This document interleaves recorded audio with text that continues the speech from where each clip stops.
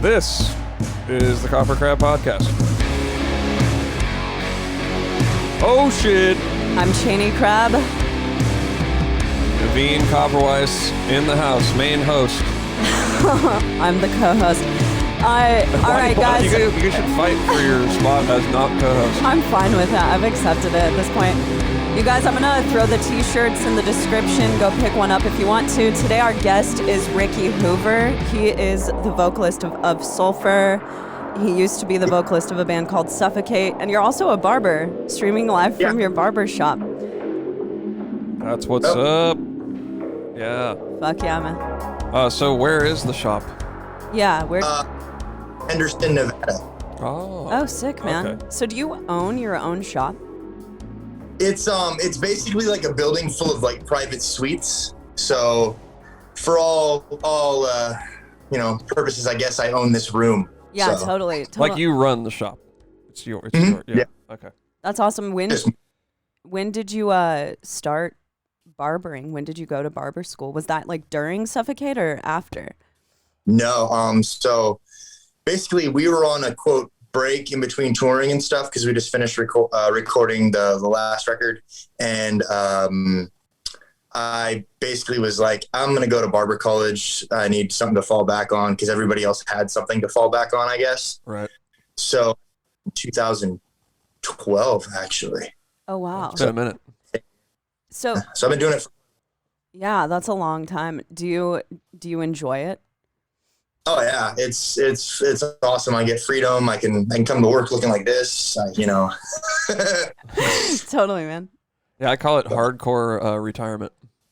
Yeah, so many people that were in music are barbers or hairstylists. It's insane. It's like I had no idea it was such a thing. Yeah, we've got a friend from Des Moines who was a promoter, and he was also in bands and stuff. Yeah, he was in. Do you remember that band Too Pure to Die? Yeah, I sure do. Yeah, my boy Jordan was the guitar player of that band, and he's a barber in Des Moines as well. So, it's like what everyone does. Guys do it. I don't know. It's like guys who play music are drawn to it. Oh yeah, my buddy who he sings for Fit for an Autopsy. He's a barber too. So Oh really? Yeah, that's cool. Alex Wade from Whitechapel. I know. Alex. Actually, it's cool. I was talking to Alex when he was going into barber college, and we used to like send haircut photos back and forth to each other. Okay. And man, like that got so good so fast. It's insane. He's amazing. Yeah, he's really sick. And the thing, we toured with Whitechapel a few years ago, and it's sick because he can, cut people's hair on tour. So it's a cool like hustle to have while you're on tour with a bunch of dudes a lot of the time. That's pretty sick. So Suffocate then broke up in I guess after your break, you guys eventually just decided that it was like. So what happened basically was the drummer and Lars, never got along ever from like day one. Basically, it had to do with like the van payment, something stupid and trivial. It was as it always does, man. It's always like something so stupid. Him and I got into it because at the moment, both of my parents were unemployed. So any money I was making, I was giving to them so they could keep their house. Oh, wow. And he got upset about that I couldn't pitch in for the van payment at the moment. And because his mom I think she broke her ankle, but she worked for the airlines for 50 years. So it's like she had crazy health insurance. She's going to be fine.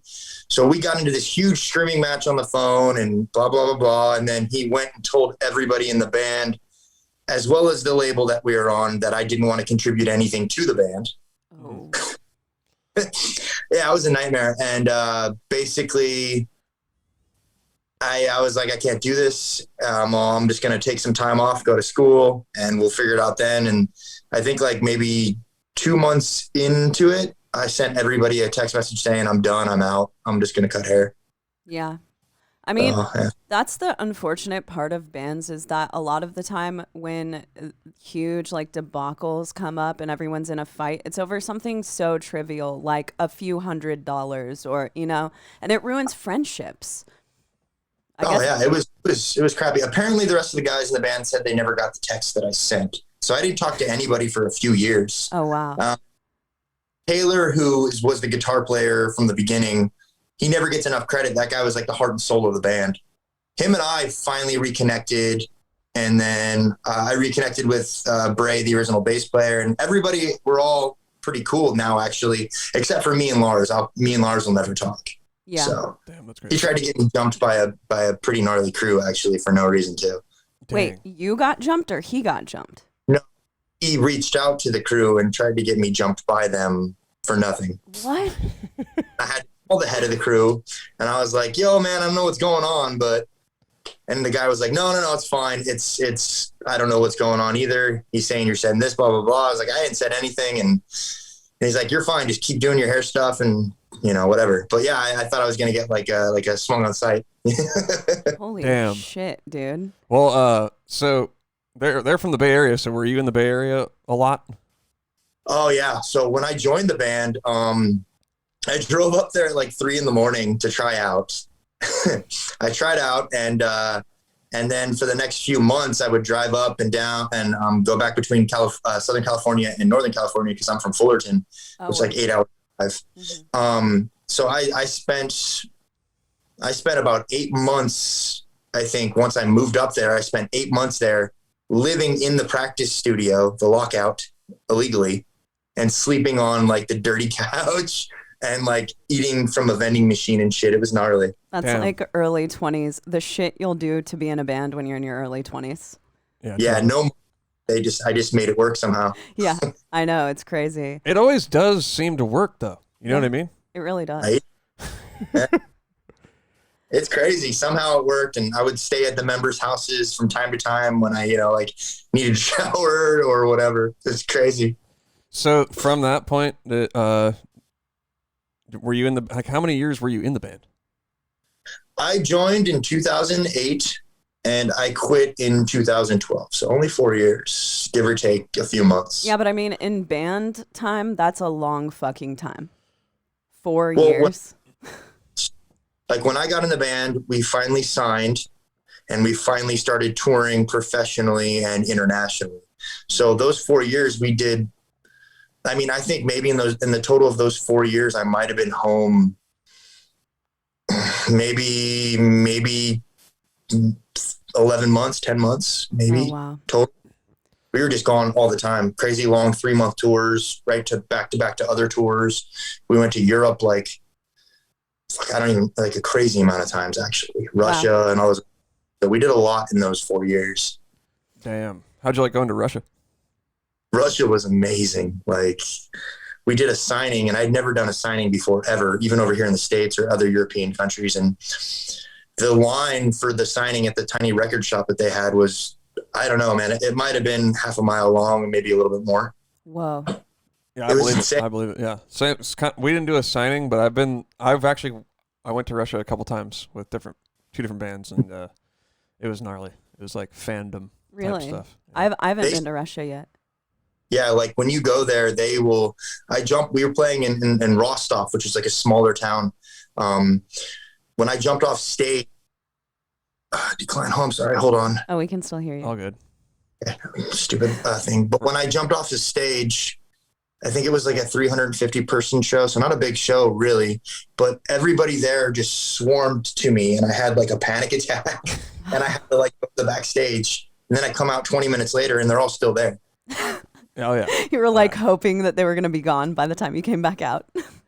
In Russia, they like they'll sit and talk with you for hours after the show just because they want to meet you and talk. And like, it's nuts. I had a buddy of mine from another band that went there.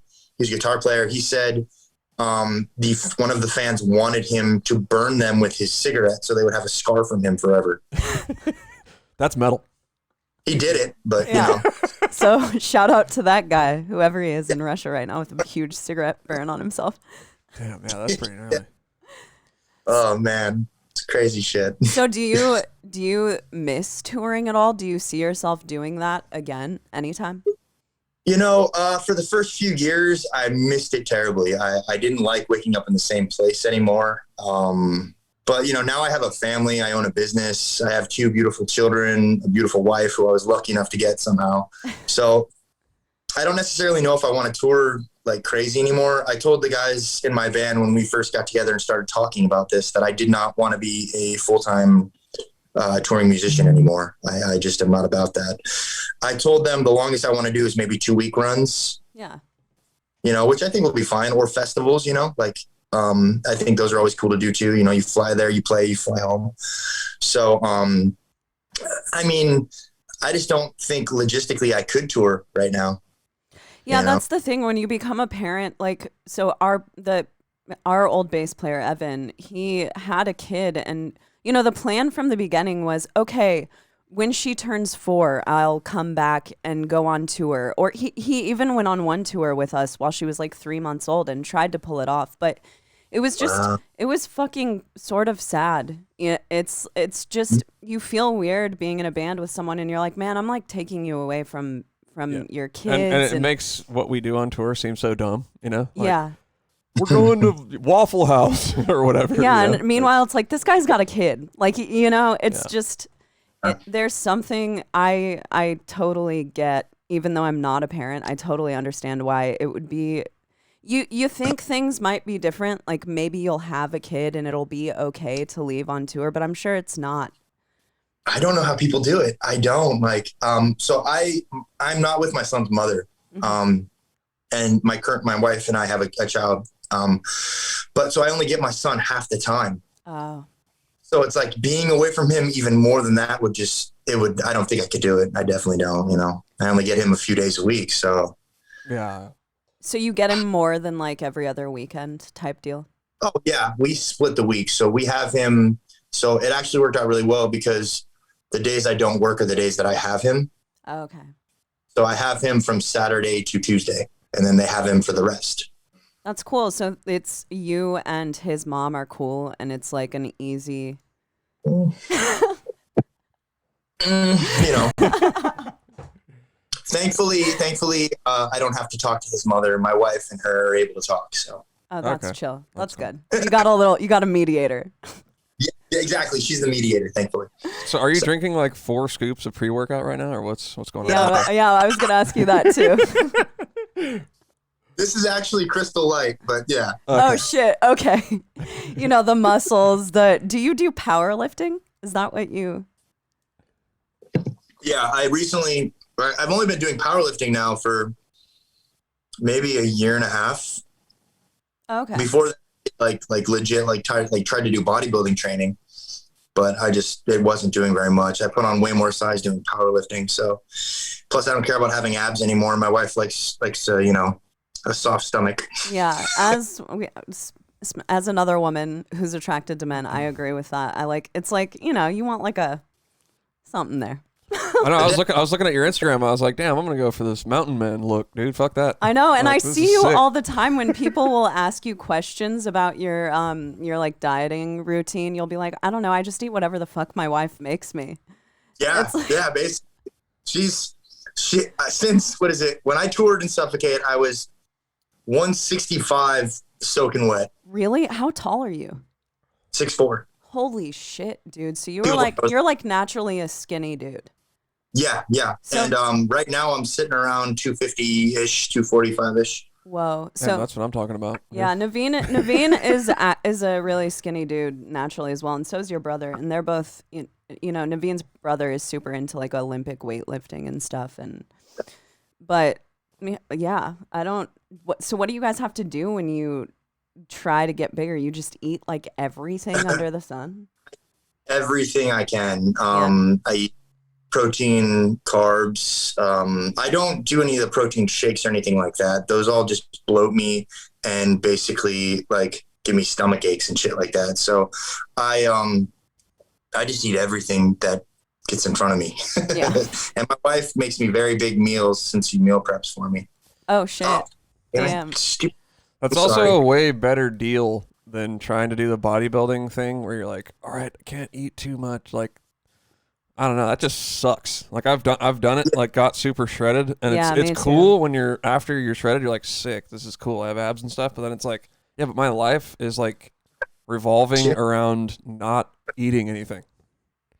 Yeah. Like I did the whole trying to have abs thing. And then when I would go into the gym, I couldn't lift anything. Like I had no strength whatsoever. Wow. Were you on and like you're all fatigued and shit? Yeah. Yeah. I would fast. I'd go into the gym fasting. That's what I used to do too, because Naveen and I were super like shredded a couple of years ago, and even on tour, we were like, it was Planet Fitness every day on tour, and we were both on calorie restricted diets, and it's just like Pure hell. It's fucking hard, man. It's very hard, and all you think about is food all the time. So, yeah, I was on this gnarly bodybuilder diet where I was eating like a carton of eggs every day, basically. Oh shit. And I was also eating like egg whites every day, like a crazy amount of egg whites. I was eating 11 times a day, and I just couldn't do it. I couldn't do it. Yeah, and it's just gross after a while. Like, ugh, it's disgusting. I don't want to eat food or taste. Yeah. Yeah. Were you ever like drinking eggs? Yeah, I do that too. Like protein man. shake them real fast. You can get egg whites and put them in with stuff like Crystal Light, and you don't even taste the egg. Oh, dude. Yeah, it's gross. Just the thought of it makes me want to barf. I developed an allergy to eggs from it, actually. So I very rarely eat eggs anymore. Well, what was happening? You were just like breaking out? It's just stomach issues, just like terrible cramps in my stomach all the time from it. Wow. So So back to band stuff. Before you started Ov Sulfur, did you think that you would ever be in a band again? No, this is funny. I actually had like conversations with people about how I didn't want to return to music ever again. Like the way the band ended and the way all the stuff that followed after that, like other band members from bands we toured with threatening me because of what the drummer would tell them I was saying. Like, really? You had people threatening you as well from other bands? Yeah, calling me on the phone, threatening me. Like, dude. Yeah, it was nuts. And me being like, what are you talking about? I'll send you a screenshot of everything. Then the person would apologize. Then the person apologized to me and was like, oh, I hope we're cool. I'm like, fuck you. We're not cool. Don't fucking talk to me ever again. But after that, I was just so burnt out on music and stuff. And then the pandemic happened and I'm like, I'm bored as shit. I can't work. Maybe I'll start doing YouTube covers. I still can do vocals somewhat. I haven't done them in a long time, but I can still do them. And I posted a thing on Instagram because originally I wanted to do a tech death band, like technical death metal. Yeah. That's what I originally wanted to do. And I posted a thing about just jamming with people. I was like, I just want to go play something. And my friend out here, she knows all the musicians out here and put me in contact with my my guitar player, Chase. And he's like, yo, I can't play that shit, man, but we can do something else if you want. And I was like, yeah, all right, cool, whatever. I just want to make music and have fun, just for fun. Yeah, totally. And it kind of just became something way bigger that I never had any idea would happen again. I didn't think people would care. It's been a decade. Totally. So literally you started with this idea after the pandemic hit. Wow. That's what did it. Wow. Yeah. Yeah, I mean, we were listening to that and the Suffocate that you were on today, and it's like you've even improved as a vocalist, which is funny because you're like, I wasn't even doing vocals, but your vocals have improved over the time that you've had off, I think. Well, I had a meeting with a vocal coach actually after the first song came out. So Behind the Hand of God was before I ever met with the vocal coach. So the way he broke it down for me, he's like, well, you're almost 100 pounds bigger now than you were before. So with that, everything else has grown. So your voice is going to be a little different and you're 10 years older. Yeah. So I've basically had to relearn how to warm up completely differently. I've had to do like the songs that are coming out that we're going to release after this. My voice, I do a lot of different other sounds too, even on every song. Oh, that's cool. That aren't even on that song. So like I do lower gutturals, I do some tunnel stuff, I do some really high vocals. But like it's weird because I would have thought I would have like lost it. You know what I mean? Yeah, totally. I mean, honestly, I feel like when I'm practicing all the time is when my voice is the best. So I totally understand why you would have thought that it's like, well, my voice must be gone at this point. Well, when you tour and you play every night, your voice never sounds as good when you're recording anything as it does when you're on tour doing it every night. So true. And I feel that way about just like the performance of songs in general. It's Naveen and I were talking about this yesterday. It's like, dude, we're writing an album right now, and whatever we put down on album in 3 years, all of it's going to sound better. Just over time, you get better at doing all of that stuff. And being a vocalist, it's like you understand where to breathe in the song, and you can like hyper focus in on each minuscule part of the song. Whereas in the studio, you're just like, all right, let me get this song done. Yeah. You know, trying to just go in for a lot of people like to admit it, but they do piece by piece vocals for songs. That's, you know, nobody wants to admit it. I'll admit it. I don't even, it's like, dude, if I want to, I'm going to make that fucking recording sound the best that it can sound while I'm doing it. So I'm not going to go through and just track an entire song, because the first time through, running through a song is not when it's going to sound pristine. Hell no. I had a conversation with a vocalist, like a younger vocalist who just messaged. Sometimes I get people messaging me, asking me questions. And if I have the time, I like to respond to like everybody. Yeah. Me too. Because it just makes a difference when you respond to everybody, because, you know, that's not to sound egotistical, but it seems to make their day. So, and I hate when I try to talk to people and they don't respond. It's like, I do too. But, I was like telling him, basically like, a lot of the vocalists that you look up to, without dropping any names, will go into the studio, and I've seen it happen. I've been there for recordings of other friends' bands and whatnot. They do like 12 vocal tracks layered on top of each other. Dude, bro, some of them actually pitch shift their vocals down. I know of very big bands that do that, and I'm not gonna name the band I'm thinking of, but people do that shit. Oh yeah. You know, it's not. I mean, but the thing is, it's like, I don't know if I'm the most opposed to it, because I understand serving the material. I would never do it because I want it might be pitch shifted and you don't even know it. What about that? I know, it's like every video I ever post is pitch shifted because I'm the one doing the mix, so she's got a burly voice. Like, it's pretty fucking ridiculous. Like that dying. Yeah. No, we've never done that. For the Thanks, record. man. For the record. It means a lot. I know. After the Dying Fetus cover, I'm like, yo, what's up with some of that shit on our material, dude? Let's get it a little lower, dude. What the fuck? I know you've been pressuring me to go super low, but you know, I do feel like, I mean, even there are guitar videos that people put up where they're hyper sped up. Just people do that. I mean, I see people post vocal videos where it's like it's miming. They recorded a track and then they went in and mimed the video, and I feel bad for kids who are seeing this shit and they don't know what's going on, because they're like, how in the fuck can I ever replicate this? And it's like, well, you know, the same way as that person, you just mime everything you do. Can't do it.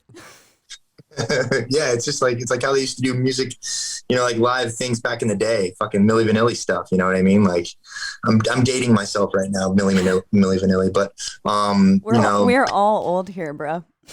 It's funny. In Suffocate, Taylor was the same age as us, but we all called him Grandpa just to give him shit. But now I'm 10 years older than anybody in my band of Sulfur, and they call me like Grandpa now and Dad and shit. Oh, you're the oldest guy of Sulfur. Yeah, I just turned 36 on the 5th, so I'm definitely, you know, the oldest for sure. Happy late birthday, dude. Thank you. You know, I agree with what you're saying though, as far as like kids are gonna watch these things and be like, how do I, you know, it's just so crazy because back in the time when I was learning how to do it, we didn't have YouTube tutorials. Like we didn't have any. I know. I remember the first time I saw YouTube, I was like, I'd already been in Animosity for like 5 years. I was like, dang, this is sick. And by the What was that? I was a big fan of Animosity. Oh, thanks, man. Thank you. Yeah, we played with Suffocate a bunch of times. I don't know if you were in the band at the time. It was probably before I was in the band. Yeah. I vaguely remember when you joined, and I was like, damn, that guy has huge stretched ears. Yeah. You know, you used to be the stretched ear guy, right? Like, you had fucking huge stretched ears. At one point, there was an article about me, apparently, said I had the biggest ears in metal. It was between me and the dude from my Children, My Bride. Remember that band? Yeah. But I think he was 3 or 4 sizes below what I eventually got to, but I don't remember exactly. So what were you at? I was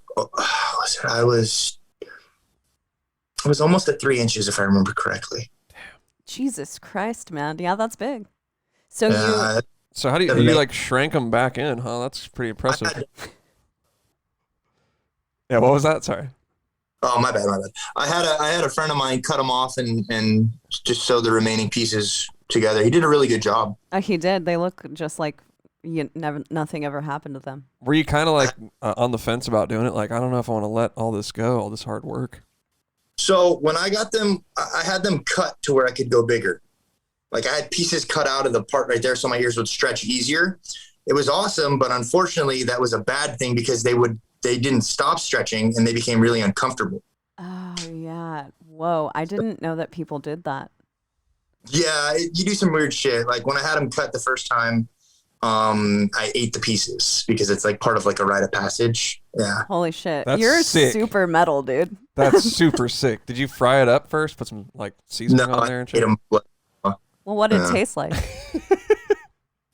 Iron, a lot of iron because the blood. Wow. But it had the consistency of really tough steak fat. Oh, okay.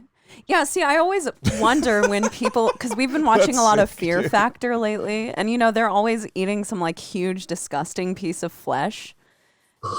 And I feel like I would rather eat my ear, a part of my ear, than eat anything they're putting on Fear Factor. It's funny. The term is auto-cannibal. Auto-cannibal? When you eat yourself. When you eat your own, yeah. Wow. It's funny. The pieces that got cut off are in my garage in a mason jar right now in alcohol. I want to get them put in acrylic and make it a doorknob to my garage. The story gets better and better as you go on. Yeah. My wife is not about it. Yeah. So, okay. So you didn't go to like a doctor to get the whole thing. You just I had a buddy who was a body modification guy who did like artistic cutting, scalpelings, all that stuff, body modification shit. He just cut them off and I think I tipped him $60 and boom, that was it. Whoa. Damn. That sounds like it was not fun. He had a little bit of lidocaine. I didn't really want him to waste his lidocaine on me because I wasn't really paying him. So, I mean, the first time I had him cut, I didn't use it. And then, I have a high pain tolerance, I guess. Obviously. Holy shit, dude. Were you like drunk or anything? You're just plain stone cold sober. I've never gotten any kind of body modification, whether it's tattoos or piercings or anything. Like, I've been straight edge now for like, 13, 14 years. Oh, wow. You're straight edge. Something like that. Yeah. Or no, actually, now that I've been out of the band 10 years. Oh my God. I've been straight edge a long time. Can't even think. What made you claim straight edge in the first place? Like my whole family, like when I was growing up, my whole family had drug and alcohol problems. Mm-hmm. So I started really young. Like I was drinking like 40s and Mickeys when I was like, I don't know, 12. Whoa. And smoking weed and all this other shit. And then one time when I forget what year of high school I was. It was pretty early in my high school, I smoked weed that someone put coke in. Oh shit. So basically crack. I had no idea either. And it fucking freaked me out to the point of where I was like, I'm never doing that again. And then the last time I drank, apparently I blacked out and tried to stab some dude with a broken beer bottle from what they told me. Wow. I don't remember any of it because I was blacked out. I just woke up locked in a bedroom the next morning. So that was why I stopped drinking. Yeah, makes sense. When I hear stories like that, I'm like, okay, I totally get and empathize with why you are like, this is not a thing that's for me. Drinking and smoking weed affect everyone in a much different way, Oh yeah. I mean, that being said, I think everybody's first few years of being straight edge, you're that militant, like, oh, I'm gonna smack the cigarette out your mouth. But then after you mature, hopefully you start to be like, well, I don't give a fuck. You do what you do, man. Like, it doesn't affect me. And like, I bought my friends beer for their birthday before, like when we go to the bar, you know what I mean? Totally. Yeah. So do you enjoy hanging out at bars, being a straight edge person? It's so I don't really do it anymore. But like if it's like if it's a special get together with a friend or something, usually it's just funny to see what people do when they're drunk. It's almost like a comedy thing for me. Totally. So it sucks so bad being around drunk people when you're sober, especially when you're sober. It's like I think these motherfuckers are like the worst. The tours that we've done sober, I'm just like, I got to get away from these fucking people like, because I can't. It's so. You don't realize when you're also a drunk person that everyone is being super fucking annoying. But when you're sober and you're around all of these drunk people, you're like, oh my God, these people are awful. Oh yeah. It's funny because it can just be stuff that, you put in your I don't want to say blackmail portfolio, but he got some stuff on people. Yeah. All of your friends are like, Ricky knows everything about us because that dude's always sober when we're doing dumb shit. So throughout most of your touring, you didn't drink? I didn't drink at all or do anything in any of my touring, which, like my old band, they were infamous for partying. Oh, really? Oh, yeah. They love like the drummer would do anything you put under his nose, basically. Yeah. The first tour with us, he was snorting lint out of his wallet and hoping there was something in there. Oh my God. Jesus Christ. Yeah. So were you in Suffocate when they toured in... I played one show with Suffocate. I did like... what happened, basically, I was in the local band that was playing the show, and it was with... I believe it was a tour with Oceano and the Breathing Process. Were you on that tour? Yep. Okay, Yep. so the tour came through Des Moines, and the show was about to get canceled, and my band was opening it. So I hit up the promoter... I don't know, it must have been your guys' booking agent or someone's booking agent. And I was like, I'll put on the show. And they offered me the show for half price. And I've felt bad ever since that time because I catered it with Little Caesars pizzas. Like, no joke. Wait, you were the promoter? I became the promoter. It's the only show I've ever promoted, man. Ever. And I was a young kid, and it said you can give these guys like a certain amount of buyout or buy them Little Caesars pizzas, and I went with the pizzas. And I didn't realize how much of an asshole I was for doing that until I was in a touring band, and I'm like, I really wouldn't want a Little Caesars pizza. So I've been bummed about that for the last like 12 years of my life. It happened a lot, so I wouldn't feel too bad about it. I feel terrible to this day. Do you remember getting a Little Caesars, or are you still trying to get over that? In Des Moines, but I mean, I remember Little Caesars very, very vividly, and I haven't eaten it since. Yeah, dude. So the question I was getting at, though, were you in the band when you guys were touring in like a mini bus, right? Mm. You were. Yeah. How was it touring in one of those? During that time, our bass player Bray, he's the guy with the dreadlocks, the white dude with the dreadlocks. Yeah, I was gonna ask you about the guy with the dreads because he was like the first one who emerged from the bus. Mm-hmm. He was Mr. Fix-It. That guy, like him and I reconnected recently over the pandemic because him and I didn't like each other for a very long time, just because of shit that went down with the band. But that guy could fix like any and everything you put in front of him. So it was a shuttle bus that we converted to tour and whatnot. Yeah, that's what it was. Yeah, we had a microwave in there. We had a TV setup, and we would play Guitar Hero while we would be driving.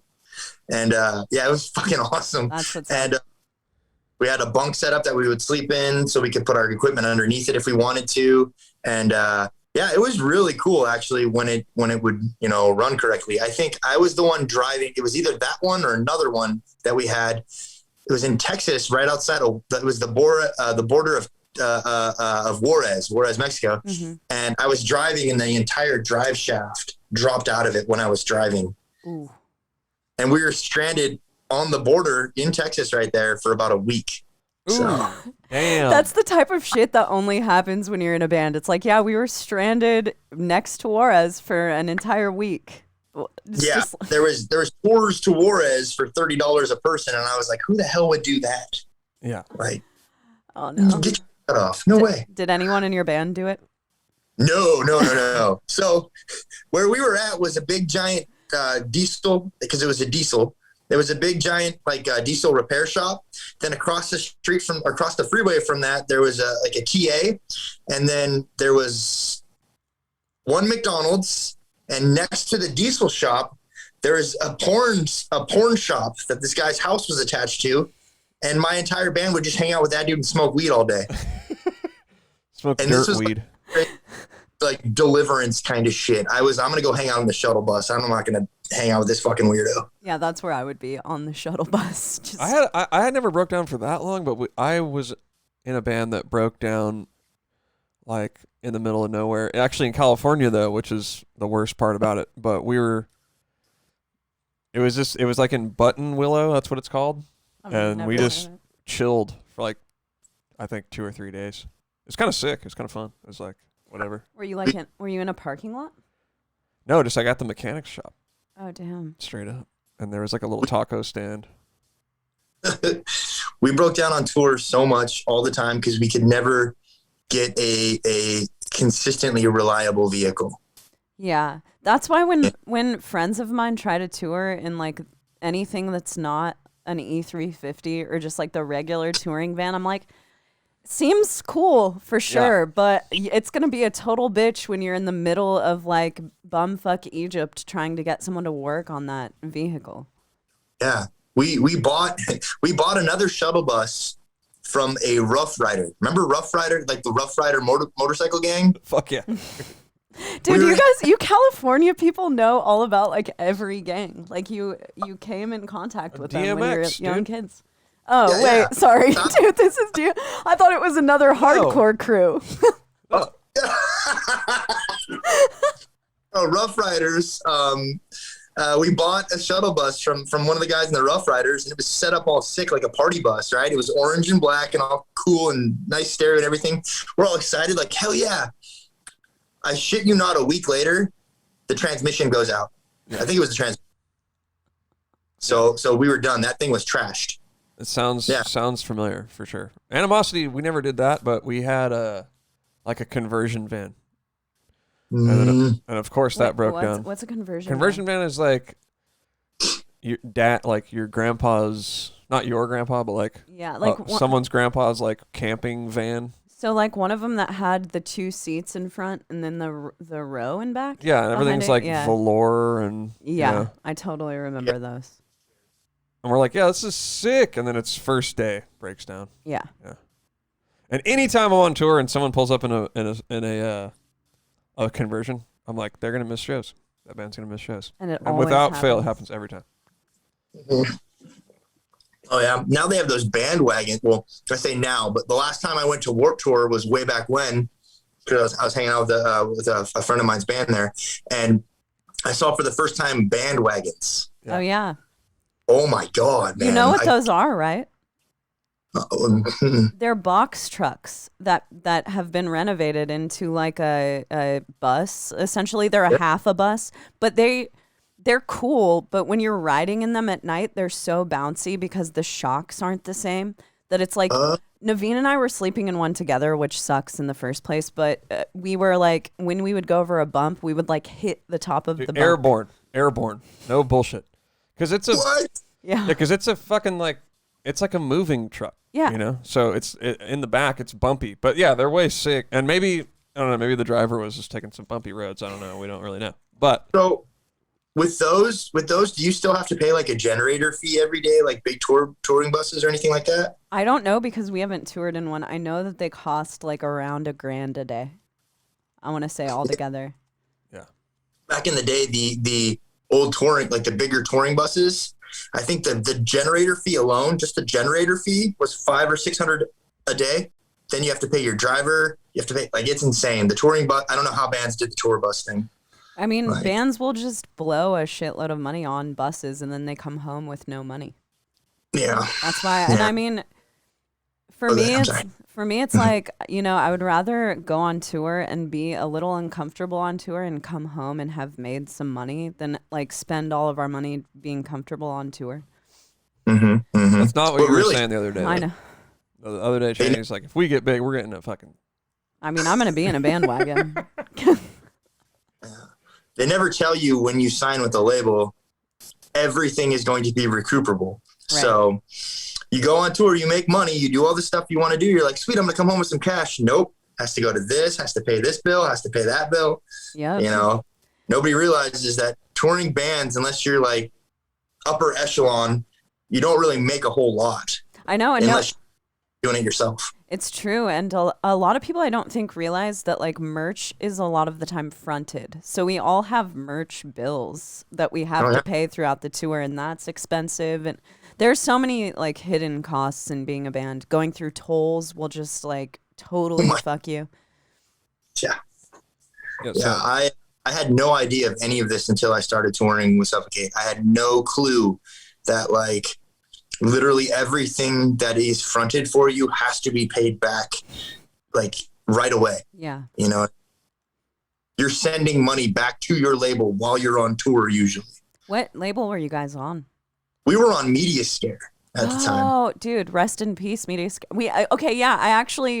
I told you this a while ago. We were talking about Media Scare on one of our podcasts, and we like talked about Suffocate.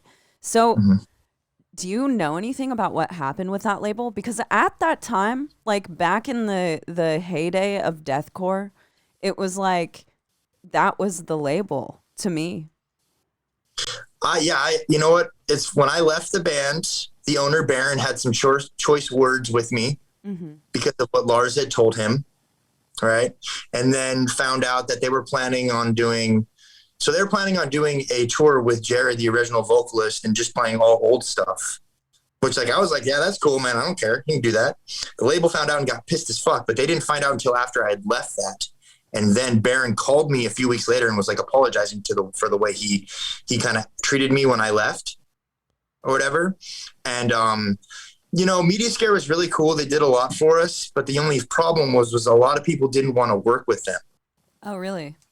A lot of bands would submit us for their tours, right? That we were friends with, bigger bands, and they wouldn't want to put us on just because we were on Media Scare. What was the problem with Media Scare? I honestly don't know too much, but I think a lot of people had some kind of issue with Baron, I think. Oh, really? Yeah, from what I remember. But, you know, like, I haven't talked to the guy in years. I don't even know. But talking to bands, you know, later on after the fact, a lot of people had issues with Baron from what I remember. Yeah. So. Yeah, that's shitty. Yeah, you got to watch it. You got to, like, I think with that and all the other stuff that we were talking about, like how every single dollar and person you associate with is going to affect your band straight up, you know? So if a label's giving you money, it's not free money. You got to pay it back. Yeah, you have to pay it back. There's like, so we always try to keep things real tight over here and like, you know, try to not borrow any money, you know, like I wanted to get, and we probably would have got there if we had kept touring, but you know, there was like Corona and stuff, but to where we front our own merch, you know, and we just have a little reservoir and at the beginning of tour, just boom, pay it. And then everything from then on out, it's just our money. Exactly. Well, that's the best way to do it because you're just paying yourself back. Basically, you don't have to worry about some third party taking their cut. Like, screw that. Exactly. Right. Exactly. Yeah. So, I mean, it's important to keep everything real tight. And then like what you said, like, oh, people don't want to work with this guy or whatever. That's, you know, you got to take that into consideration if you're going to work with a booking agent or a label or someone who's like, I don't know, kind of crazy or whatever. It might affect you. Yeah. You know? Well, you hear so many stories of these label owners, like, you know, like getting rich off of just ripping bands off, you know, buying crazy amounts of houses because they just took every bit of money from these bands and then just dropped the bands like nothing. Yeah. Yeah. Which is insane. It's insane that that's how artists are treated because none of the money would exist if it weren't for the artists. But artists get taken advantage of so often. And I think it especially happens when it's young kids that are the artists. When you see all of these contracts and you're like, wow, I'm going to be signed to this label or that label, you don't take all of the other things into consideration. You don't know anything about money when you first get into this business. At least I didn't at all. Luckily, I was in a band with people who were seasoned and knew what the fuck they were doing. But it's like, people will take advantage of anything that they can to get money or to get ahead. And you really have to be like on the lookout and on the defense for yourself on honestly, like, all kinds of situations, even dealing with just booking agents or promoters in different places. Like, I remember one of the first festivals that Entheos played, they had a person from the venue selling every band's merch. And the person who was selling our merch was also selling merch for Animals as Leaders at this festival. And she got all of our money mixed up. And she didn't know who had sold what. Yeah, she didn't know who had sold what. And at the end of the night, it was like a huge issue because they were trying to give us a very small amount of money. And we knew that we'd made a lot more than that. So it became like a huge, like, hostile situation where Naveen and Evan had to go and, like, wait until like 2:00 in the morning to confront the promoter and get our money. And it's like, bands deal with this crazy shit all the time. Oh yeah, we've had to. There was one time where we had to take. It was on the Oceano tour, we toured with them a few times. Our tour manager for that tour had to take the promoter from this show. We blocked his car in in Chicago. We blocked his car in, okay, at the venue, and our tour manager took him to his grandmother's house, who he lived with, to get all of the money for the show. Yeah, I mean, dude, no sympathy. Honestly, from me, no sympathy. I don't feel nothing for people who try to rip bands off. Because it's like, dude, we're out here eating shit. Yeah, we're already like, the money that we would be making is not a whole lot of money in the first place. So to try to take that from us when we're functioning on very little sleep, we're all fucking totally different creatures than we are when we're at home and showered and shit. And you're trying to fuck with me now? It's like, oh shit, no. Shani's getting hard. Yeah, dude. I know. I'm getting hard on the internet. There's one thing. It's one thing. You know, you don't fuck with someone's money. You don't fuck with someone. That's like we were in Spain. We were in Spain with Carnifex, and it was a real good tour. And the show didn't turn out that specific show didn't turn out as well as the promoter had hoped, right? Mm-hmm. But I'm sorry, that's your fault, bro. Like, you didn't promote it enough. Oh, that's the life of being a promoter. Some shows flop, and some shows are the best.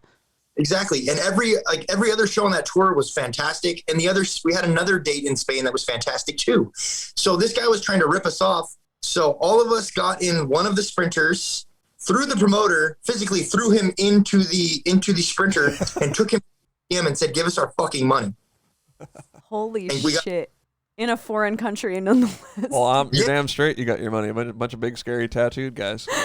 Well, bro, at that time, that was when I was like real small. Ryan from Carnifex, Big Thor, remember Big Redhead Ryan? Yeah, we really hit it off, me and him. I haven't talked to him since the tour that we did together, and that was like 10 years ago.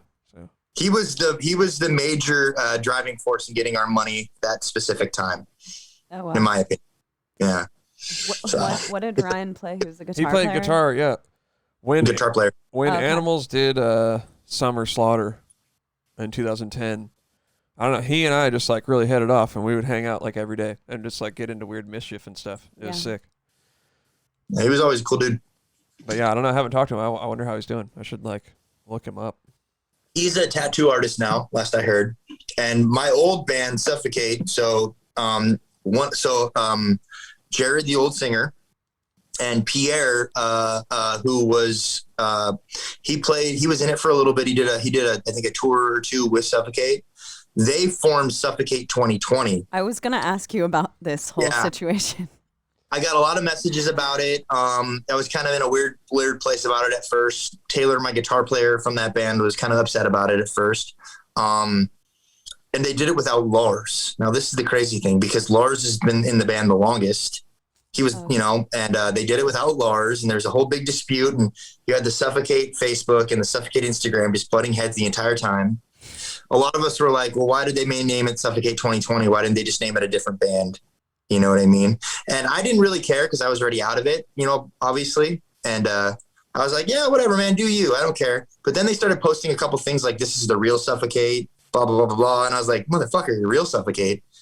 You don't mean the Suffocate that toured the world for years and didn't ever get money like we should have? That's not the real Suffocate. You're the real Suffocate, really? But then they changed it. It's called it's the new, I forget the name of the new band name now, but like, I'm not the guy to split hairs anymore really about stupid shit like that. Yeah. When it happened though, I had a conversation with Taylor about it and we were just like, this is so weird, man. Like, why not call it something different, you know? But Ryan plays guitar, or Ryan from Carnifex he plays bass for them now. Okay. Okay. Yeah. That's the last I'd heard. So when we toured with Carnifex, it must have been like a bunch of different people. No. I mean, Fred was still there. Okay. And Sean. And Scott. Yeah. It was all of them except for Ryan. Okay. Yeah. Dude, I fucking love those guys, those Carnifex dudes. Yeah, oh yeah. We were one of the only times I've ever really danced hard, because I wasn't supposed to dance on tour. We were in Austria and it was for Carnifex and I played Slit Wrist Savior and it was one of my favorite songs. And I hit 2 of Suffocate's fans in the face. I felt so bad. I broke one kid's nose and the other kid, I guess his tooth went through his lip that night. Holy shit. And I felt bad about it. And they showed up at the bar after that we were going to hang out at with a couple girls we were talking to.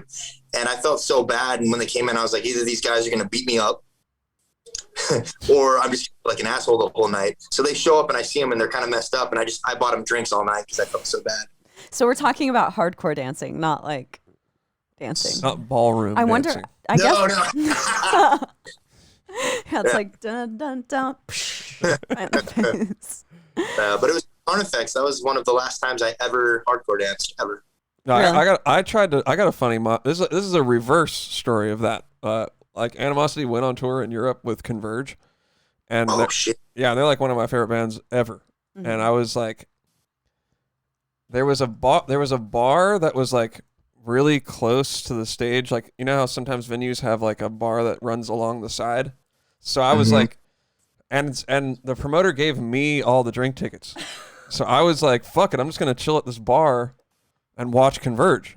So I was like just slamming down all the tickets and like getting drunk, and I was like, fuck yeah, like halfway through the set, I'm like, yeah, I'm gonna fucking hit the pit, dude. And like, so I run over to the pit. As soon as I get down there, I get a backhand straight to the mouth and just fat lip, dude. And I'm just like, fuck. Oh, that's funny. That was probably the last time I tried to mosh. Yeah, Straight up. I mean, I haven't moshed since I was a little younger, but I do crowd surf when we're on tour with like bands that I love. Like when we went on tour with Dillinger or Black Dahlia, I was like, I'm fucking crowd surfing for these bands. During their set? Yeah. Okay. Dillinger. Those are 2 bands. Yeah. I mean, we got to, I don't know how this happened, but we got to tour for like 2 weeks on Dillinger's final tour. And it was just so fucking cool. So the last night I'm like, I'm stage diving. Are you kidding me? We played a festival with Dillinger in Germany, and it was one of the craziest shows I've ever seen them ever play. Like, the guitar player got up and hung upside down from the rafters, like 20 feet up while playing guitar. Oh, God. By his up. The singer, I always forget his name. Greg. Nice student, Greg, ran into the crowd when he was playing like usual, but the microphone cable, it didn't break or come undone at the mic. It came undone in the middle of the cable. He's the actual cable. So he went and he got a drum mic and he started singing through a drum mic. It was the craziest thing I'd ever seen. It was Honestly, going on tour with Dillinger, I was like, I mean, I knew about the like stage thing and everything, but I was like, fuck, these guys have to do that every single night. Like once you do it, you've set the precedent. It's like, we're crazy. So every night we're going to ruin our bodies to. I remember when I met him, I was just astonished with how thick and just, that guy is he's just one muscle. It's fucking insane. Yeah. And then I remember that he had to, he toned it down because he got tired of people just talking about how buff he was or something. Yeah. He wasn't Is that buff. true? I don't know. He did tone it down. Really? Yeah, for sure. I mean, if you look at like old pictures of him, he was like huge. Like he's not a tall guy though. You know, he's like, really short. He's like almost my size. I'm 5'2". I think he's probably like 5'6" or something. Yeah, he's like my brother, kind of. Yeah, short and stocky. Yeah. But yeah, so with Ov Sulfur, are you guys? I think I asked you this in a message, but are you guys like doing the album thing, or are you doing singles? As of right now, we got some singles coming out, and then we have some other plans after that. Yeah, we haven't really finalized. But my thought about that is I always like the idea of releasing singles because it keeps people really like the engagement with it. I feel is way better when you just release singles. If you release an entire album right away, people are going to listen to it, obviously. But if you keep them wanting more by doing singles, I guess it just keeps them more engaged, waiting for that single to come or whatever. Totally. So I'm a fan of doing the singles. In this band, I made it very apparent from day one of meeting that I don't want anybody in the band to feel like their voice doesn't matter or isn't important or their opinion doesn't matter. Obviously I'm the most known person in the band because of, my history with music. But to me, that doesn't mean I have any say over anybody else. I don't want that. So we're all talking about what we want to do and stuff, Yeah, for sure. And you guys are on that blood blast distribution thing that's like Nuclear Blast's. It's digital. Really, what is it, like a digital label or something? As far as I know, it's just a distribution. Mm-hmm. Basically, we're very what's the word? We're very leery of signing with a label. Yeah. You know what I mean? We have a lawyer, I have a lawyer who's also versed in that, who before he would look at if we got any offers from anybody, he would look at them. You know what I mean? So I think Blood Blast is also connected with it's called Believe Distribution. I think it's called Believe. Yeah, we were like in the process of finding a label earlier, and our manager was telling us about this. Like Nuclear Blast is actually tied into Believe, what you're talking about, which is a huge, a huge label, right? They have distribution in like every facet of the world. Yeah, it's insane. There's this rapper guy named Tom McDonald. He's kind of controversial. He's actually on Believe Distribution, and this guy gets 2 million views in 8 hours on his videos. Oh, wow. He's damn insane, but he's on that same company. So, I mean, they're pretty big, Well, so go ahead. The only people I would ever even consider or want to sign with, to be honest, would be Nuclear Blast. Why do you say that? Because every one of my favorite bands is on Nuclear Blast. Okay, yeah. And never heard anything bad about Nuclear Blast from all the people I've talked to. Honestly, that's like a thing that we were going back and forth with. It's like when we were looking at labels, we wanted to sign to the label that we thought fit our tastes the most. So, I totally get that because we've honestly fallen, I wouldn't say victim, but we've chosen in the past to sign to labels that I don't think really had any bands that related to us whatsoever, or any bands that we would want to tour with at all. So it makes more sense to be involved with a label that you like the bands, you want your band to tour with the bands, and you see yourself going in a similar direction as the bands on the label that you signed to. Well, yeah, what I like about them is all their bands are they're all, I guess you could say, I don't want to generalize it because I don't like doing that, but they're all in the metal genre, obviously, right? Yeah. But so many different styles of it on there. They have fucking Cradle of Filth, right?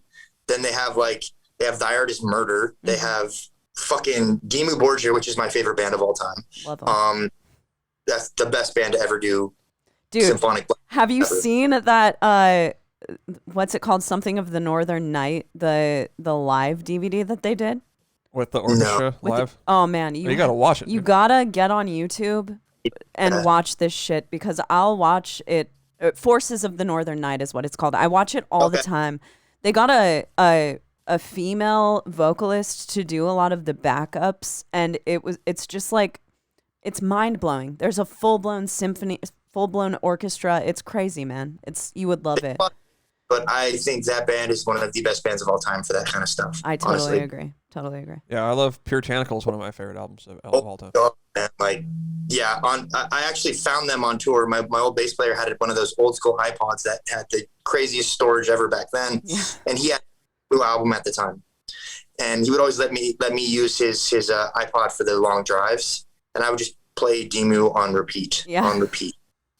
And that and wasn't it? So you guys Animosity put out the album, was it Animal? Was that the name of it? Yeah. I listened to that album like 50 times in a week once. That's a lot of fucking time. Nice, dude. Well, yeah, I loved that album was so good. Yeah, your drumming was fucking, we listened to that and we were just like, how the fuck is this possible? That's awesome. Like, how does he do this? This doesn't even make sense to me in my mind, you know? Like, yeah. How do you do this? Well, you know, it didn't like, make sense to anybody, so. There's just so many, like, because you were like trained in jazz drumming, correct? Not really, well? dude. Honestly, I'm straight up like a metal guy. I mean, I've listened to metal since I was real young, and then I did play in jazz band in high school, but that was like I had already been a drummer, and I was already like way into like Nile and all that shit. So I mean, bro, there were so many rumors going around about you that like you were this classically trained jazz drummer as well, and your dad was like this jazz drummer, and I had heard that Naveen was European before we started dating. Yeah.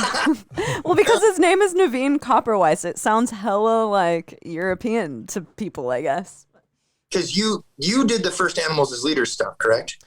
Not really. I came into the band after they had Misha. Tosin and did the album with Misha. It was already an album, and then like it actually was out for like a year or two before he put a band together, and then. But then you did Weightless, like. Yeah, I did the second album with them.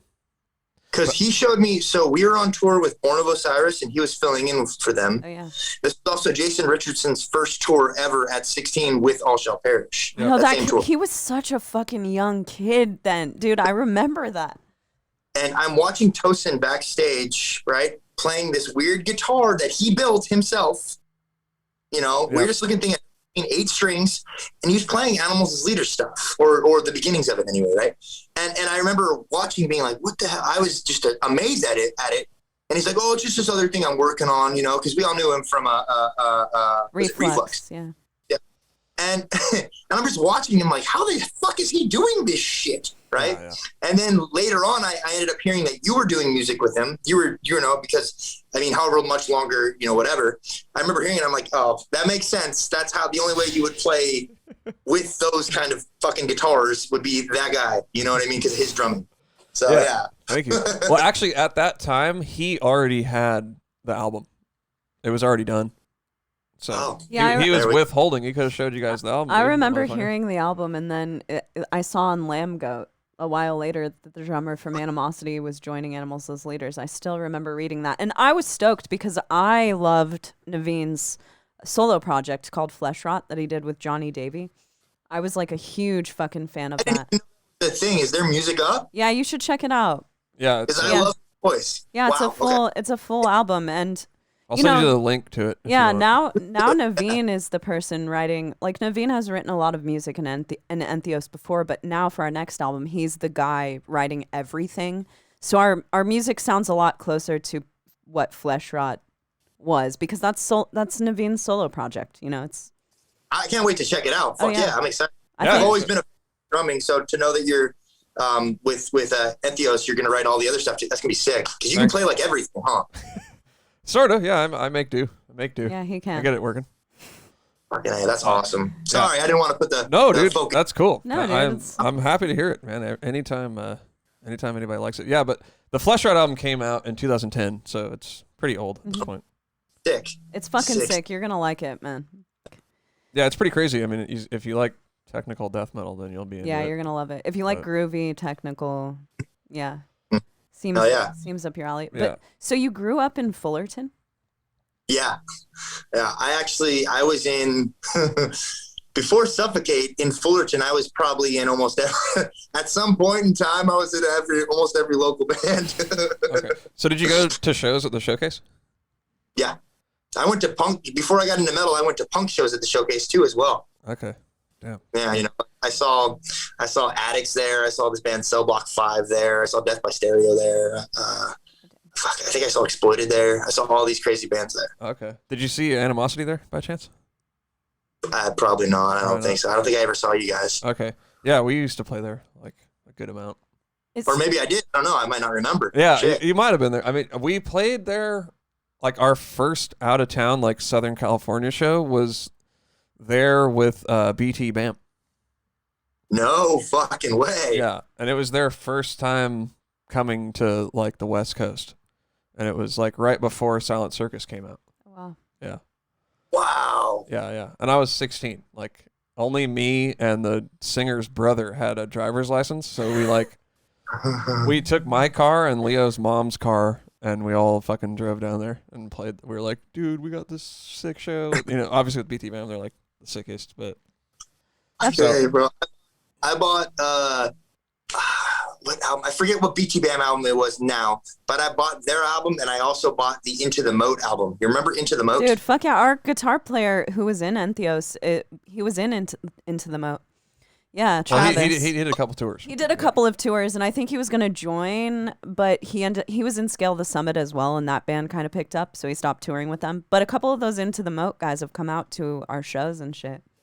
Shit, that album was sick as fuck to start with, like the fucking machine guns and shit. Yeah. I showed a lot of my friends didn't like it because it was so like, you know, but I always thought them and BT Bam went hand in hand. Yeah. I agree. Yeah. I think Into the Moat was a little ahead of their time. Like if they would have stayed around longer, I think they would be a huge band today.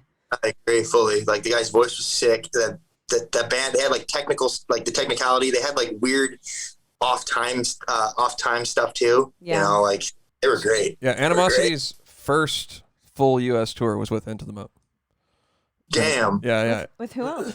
Psyopus and Animosity. Oh, dude, Psyopus. I fucking loved that band. Yeah. That's crazy. Yeah, but in Fullerton, I was in a lot of local like hardcore bands before I was in metal bands. Oh yeah.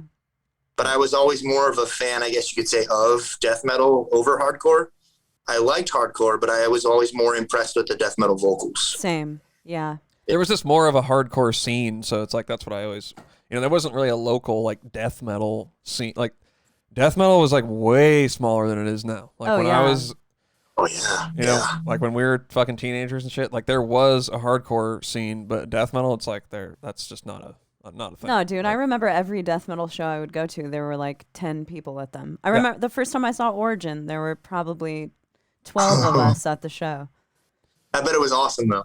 Dude, it was. I mean, it blew my fucking mind. Totally. I bought an Origin pipe after that show too that I lost eventually, but Freight Train was on vocals and it was just like the most assaulting fucking, he's like a huge dude and it was just crazy. It blew my fucking mind, man. I can't. I remember one of the shows I got to go to, you know the band Dark Funeral? Oh yeah. Okay, so at the time, my buddy Crawley, he was in a band with the singer who he sang for as Blood Runs Black for a while. This guy that went by Sonic. Dude, he was in Fallen Figure. Yeah. Mm-hmm. Yeah. So Crawley was in a band with Sonic before all of this. It was a band called Lust. Mm-hmm. A local band. They wore makeup and did everything. It was fucking funny as shit, right? But Crawley worked at Guitar Center at the time, and the Dark Funeral guys came into Guitar Center, and Crawley hooked them up like crazy. So we got tickets, and they let us come backstage. That's sick. Shit. Before stuff, this was fucking 2006 maybe or something, right? 2005, 2006, and we're hanging out backstage with these guys. And I shit you not, they sounded like Death Clock, the way they talked. Full on, right? So the one guitar player is this shorter dude, and they're all corpse painted up or whatever, and he just had this scowl on him. It's like he didn't know how to look any other way but then just like a scowl. And then the other guitar player is talking to him, and they sound like fucking Squeezegar, bro. He was like, yeah, I almost bought you the Bibles today. And the other guy's like, the pissed off short dude who wrote everything was like, why, so I could burn it? And like, it was the coolest thing I'd ever seen at that moment. And then come to find out their favorite movies are Disney movies because of how evil the bad people are. Yeah, that makes sense. That makes sense. That was one of the pivotal moments of me wanting to be in a metal band. Yeah. I was like, this is fucking badass. That's what did it all. That's when the ears started growing and you're like, fuck. I saw Bleeding Through and Atreyu and this band Starts at Tomorrow one time at House of Blues in Anaheim next to Disneyland. And I saw a guy get rushed out of the pit during Bleeding Through's set. And his nose was literally split down the middle, flayed open basically. Holy shit. Wow. I didn't know it could happen. I never saw anything like that, and I haven't since. But I remember seeing him get rushed out of the pit with his nose split open in the middle. Oh my God. You know what's crazy is that back in our day, Bleeding Through was fucking gigantic. And I thought that band was going to be on top of everything for like their entire career. We did 3 tours with them. Oh, yeah. It was fucking, yeah, it was awesome. We did one of their quote last tours, and then they did another last tour. Yeah. I wonder if I saw you guys on that tour. Probably. Brandon is like one of the coolest people ever. Marta, she was one of the, I ain't even gonna lie, I had the biggest crush on Marta for like a decade. Who didn't? Yeah. It's like, and we toured with them, and she was the nicest person ever. It was so cool. Isn't that always nice when you go on tour with people and they're just really nice? They're not assholes. Yeah. It's a cool There's so many bands I can't even listen to anymore because I've met people from the bands and they just killed it for me, and I can't bring myself to listen to them. Yeah, really? I have a couple like Want to name a name? Yeah, sure. I did the memorial show for Mitch. Yeah. Right? Oh, yeah. Were you one of the vocalists who did the show? Yeah. Oh, wow. I somehow was chosen to be one of the vocalists, which just floored me. I had no idea, like, that I didn't even feel like at the level of these people. It was insane. I mean, you have fucking Rob Flynn and Chad Gray from fucking Mudvayne and Matt Lara from Sepultura's played guitar, and like it was insane. They asked me to be one of the singers, and I'm backstage, and at this time, and I always tell people this, and it's funny, and this is the first time I've ever talked about it like on anything like this. I've never done a podcast before. I met Randy Blythe from Lamb of God. Oh God. Oh no. I love Randy Blythe too.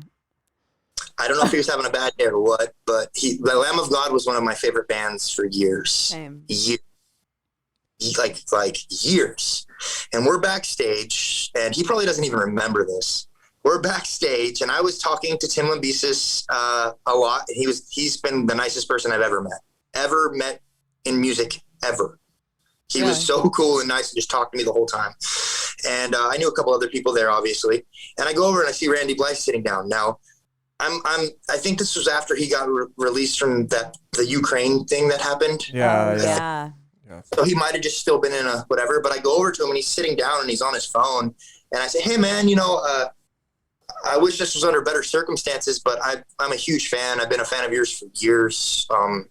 I love everything you guys have done. And I just wanted to say thanks for making amazing music and, keep crushing it. And he's on his phone and I still get upset when I talk about it because they're so like heartbreaking to me. Yeah. And he looks up at me, and my buddy was with me, my buddy James, right?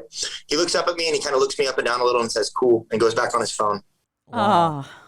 So I put my finger up and I say, fuck you, and I walk away. And that was the last time that day I listened to Lamb of God, and I haven't listened to him since, and it's been almost 10 years. Holy shit. That's a bummer. See, we were at NAMM one year, and Randy Blythe was sitting like 10 feet away from us eating food. And dude, I'm the same. Like, Randy Blythe was really one of my introductions into the style of vocal that I do now. Yeah, he's amazing. He was the first like full ranged vocalist that my ears were exposed to. And I've regretted for years not going up to him and telling him how much he meant to me at that. But I'm really shy. Maybe it's better that you didn't do it. So maybe it's better that I didn't. I'm like the last person to talk shit. You know what I mean? It's just that experience just completely killed that band for me. And that was a band that was one of my mainstay bands. I loved that band. And I've heard other stories of him being cool and stuff, but it's like, that particular, meeting with him just broke my heart. So it's like, I haven't tried to ever go meet him again. Like I said, he probably didn't even know who the fuck I am. Yeah. But, at that point when we were on the same thing together, I felt like maybe I was at his level. Yeah. But to me, everybody's at the same level. Like I like talking to everybody no matter what. That's exactly how I look at it. Like, there is no one on this earth who is above or below me. It's like, we're all just people. We're all just people who are navigating our way through a weird world. Like I do this thing on Instagram where I try my hardest to literally comment back everybody. Mm-hmm. And I'll do it for hours. Like just doing it because like, the positive experiences I have had where people in these bands that I love have talked to me, it just made my day, Same. like, so I want to be that person. And it's weird that after a decade, people still care. Yeah. Yeah, that's sick. Strange. It trips. Yeah. Are you surprised by that response? So when we got together to do this, I said, you know what, man, like, guys, we might get some attention, guys. I honestly don't know. You know, there was a few years where people would just write me all the time to come back to music, but I just made it so obvious that I didn't want to. So I didn't think anybody would really care anymore. And the guys in the band were like, dude, there's people are going to be pretty stoked. And I thought it would be a small select few, because I never thought Suffocate had as much reach as as I'm finding out now that it did. Mm-hmm. Right. I never thought this. And then I think in under a month, the one song we've had up, we're over 100,000 streams across all of them. That's right awesome. Now for one song. Yeah. It's just the one song that's up right now. Right. It's nuts. And like our engagement on Instagram, normal engagement on Instagram, you're lucky if you get 5 to 10% engagement with your following. Yeah. The algorithm. We were getting 35 and up % engagement. Yeah, that's really good. On all of our posts. And I never in a million years thought people would care this much. And it's insane. It floors me every day. Like, you know, I'll look to see how many streams we've got or plays or how many now monthly listeners on the Spotify. And it completely baffles me. Like, it's insane that people still care. So when people talk to me about it, I'm like so thankful that I cannot understand how people can't be like that. Right. You know, you've also had the contrast though. You've been out of playing music for a long time, and I feel like there are a lot of people who have played music since they were so young and have kind of had their ass kissed since they were so young that it becomes just like the typical expected thing to some extent. Yeah. Or maybe they're just, I don't know. It's hard for me to like put myself in the same thought process as someone who would like be a little standoffish to a fan, because dude, it's like we scream. That's like really silly when you sit back and think about it. Yeah. It's super silly. So if anyone is like a fan of me because of this thing that I did, you know, it's like, how could I turn my back at something that's so niche and like, yeah. And the thing about it is the people who are fans of this style of music are so diehard. It's true. They're so diehard. Like, I've met people that have literally had my lyrics tattooed on them, and it's the craziest thing ever. Right? Yep. My album that I did with Suffocate, the entire album was about me wanting to kill myself because I was suicidal for the last couple of years touring. Oh, wow. Like, completely every song on that album is about me wanting to kill myself. And I meet these people who have read the lyrics and they're like, dude, you saved my life. Wow. And it takes my breath away. I don't even know how to respond when they say that. Because I'm like, really? They're like, well, those words meant that to you. You know what that song's about, right? And they're like, well, yeah, that song and that album is the reason why I didn't do what you are singing about in that song. Wow. That's amazing. Yeah, man. it's really amazing. You can't ask for more than that. You can't. And having that experience, I don't understand how someone who is meeting a fan of whatever they do cannot like just be so grateful that people even care enough to listen to them. I know. So you say you were suicidal. What do you think helped pull you out of that? I went to a lot of therapy. Yeah? What kind? I went to therapy. Well, it covered a whole lot of stuff. Like, I used to, you know, one of the biggest things I would always talk about in therapy was fantasizing about walking into oncoming traffic. Right? Because I was gnarly. I just wasn't happy. And I had a lot of really gnarly, it's just so weird to say because of the band I was in and always being on tour and around people. I had very, very severe social anxiety. Mm-hmm. I still get it. I go out and do things with my wife and my kids, and I'm just like white knuckling the whole time. And I kind of have like PTSD from getting jumped one time. And like, I'm in the car, like wanting to hurry up and get fucking home. And my wife's just like, what do you just calm down? Or we're in Target. And I think everybody's trying to, you know, you're always on guard. And, you know, I think having my son helped a lot for when I was really gnarly. And then like the therapy helped a lot. And we would do all these different exercises, like cognitive behavioral therapy. You number things from the scariest to you to the least scary, and you have to work your way up that list, which is very hard to do. That helped. You know, I think getting away from the touring lifestyle helped as well. Yeah. You know, because when you're out on tour and you don't really have that direct connection to people back home, especially if you're in Europe. Oh, yeah. And we did a lot of, you know, and you don't have that way of contacting them right then and there if you need it. You put that together with being in a toxic band, because unfortunately our band became toxic. it's like a recipe for success. You feel alone all the time. It's so weird because you have all these people who are just in love with your music and supporting you and wanting to meet you, but you still feel alone. Yeah. I've felt that for sure. So before. have I. But I wrote that record and put it out, and then I would play those songs every night, or one of the ones of them that we did play every night, and I would just like go back and be like, I don't know, I just didn't get any sense of fulfillment or enjoyment from it anymore, So I hear you. Started to be all dark and shit. No, that's good. No, I think it's important to talk about that stuff, man, because that's the type of stuff that everyone goes through. And sometimes I think that when people look up to other people, they don't think that those people have it as hard as they do. Yeah. Mm-hmm. And they think that, you're like Superman and you've never been depressed and you've never been suicidal and you don't have any problems. But the reality is that no matter what band you're in or what you do in the world, you're a human first and foremost. And we all go through a lot of crazy shit. So I think it's important to talk about. Oh yeah. I had to tell the guys in my band that I didn't want to write that subject matter anymore. Oh, really? Yeah. And it's not like I had any issue with it or whatever, but like I told them, I was just like, I can't revisit that kind of stuff anymore. I don't want to get back into that headspace. And I was like, well, the things I enjoy writing about, I'm very, very passionately against religion. I have been for fucking since I could remember. I didn't grow up going to church, but I went to church quite a bit and saw the hypocrisy of it firsthand and had some gnarly experiences with shit. And I told the guys, I was like, I'm going to write shit like I did when I wrote Not the Fallen or Holiness is Next to Filthiness. I'm going to write anti-religious shit. And they're all about it. They're like, yeah, we could totally do that. I said, we're going to get hate because of it. But, you get hate because of everything you do. So yeah, no matter what. Well, do you feel like you've gotten hate because of it? Yeah. Oh, yeah. Really? Already? People are... I mean, you're a metal band. I know, you're metal. It's like, what the fuck are you going to... it's like... Yeah. I never, it's funny. I actually enjoy the hate. I think it's kind of funny. I kind of get a kick out of it. I did a reaction video with my buddy Doug, who's in the video. He plays the priest, where we read comments on one of my interview videos. And like the fucking, I don't know why, but I have a ball with the fucking funny, stupid shit people say. Yeah. It just, it gives me, I get a kick out of it. But unfortunately, I don't look the way I did anymore.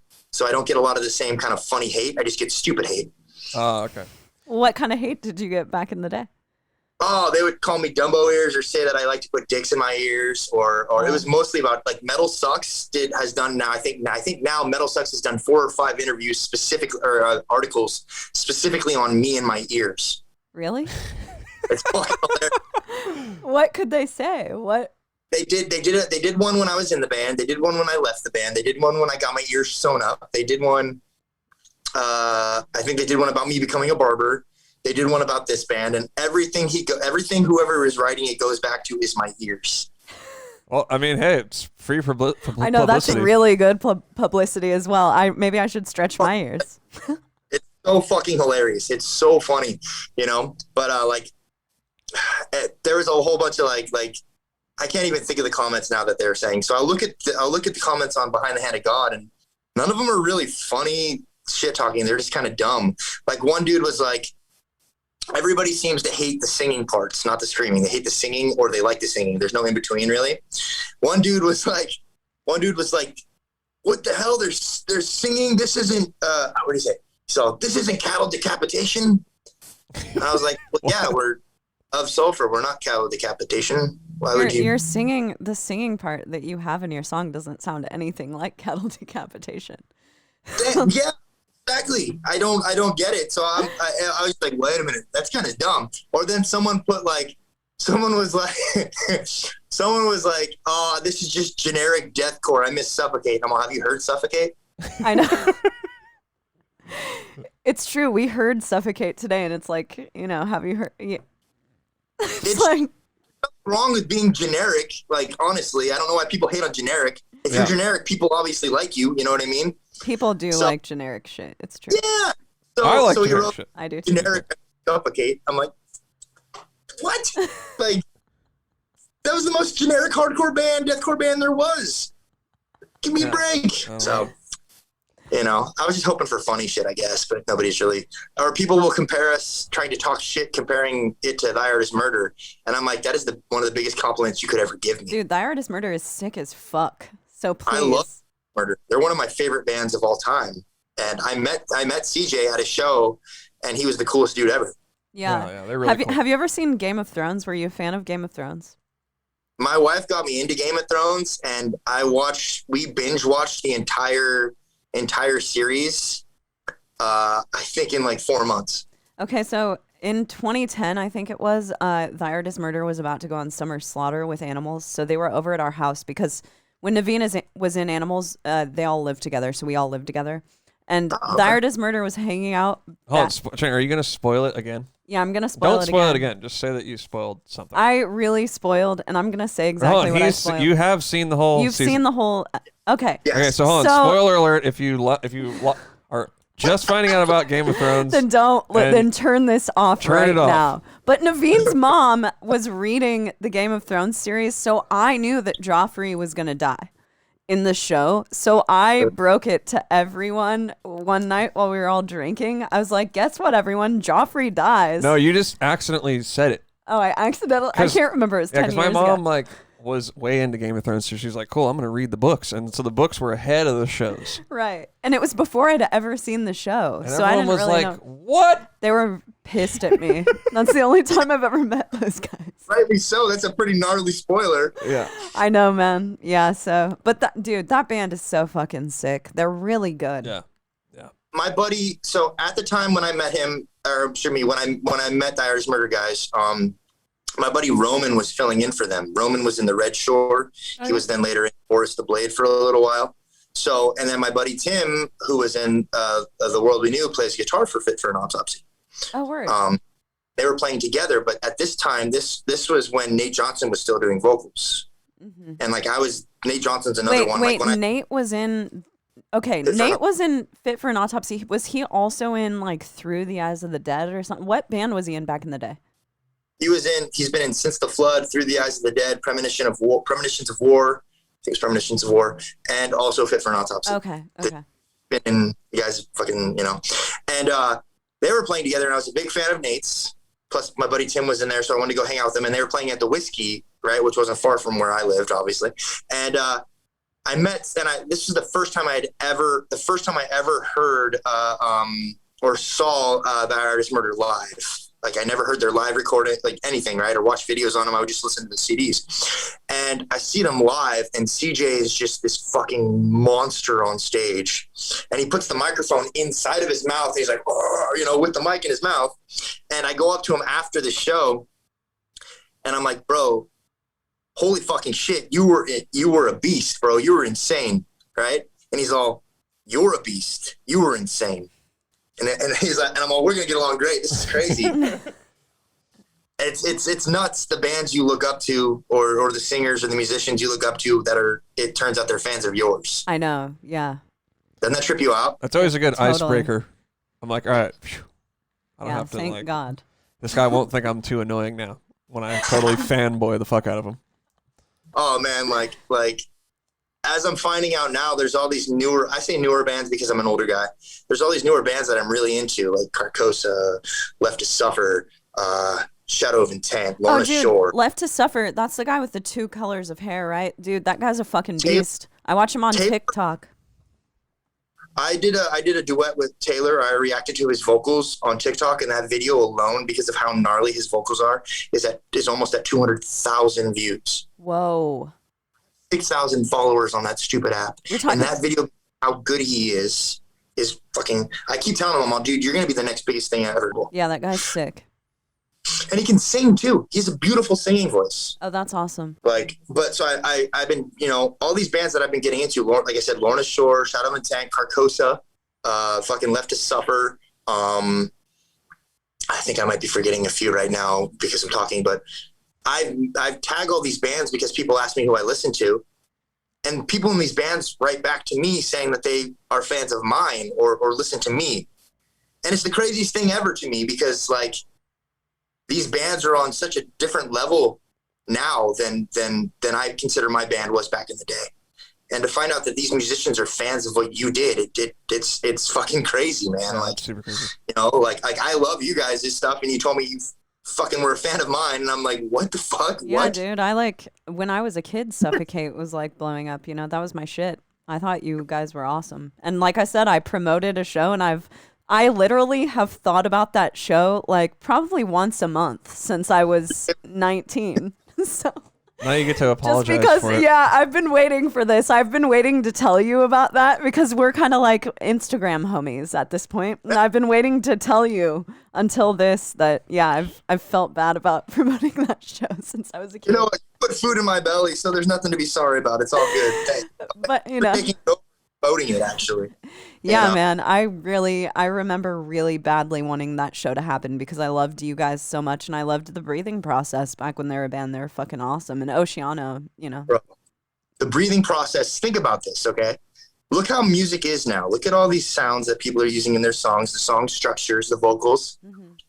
People don't know about the Breathing Process, and I'm like, yo, check out the Breathing Process. They were like 10 years before their time. Yeah, they really were.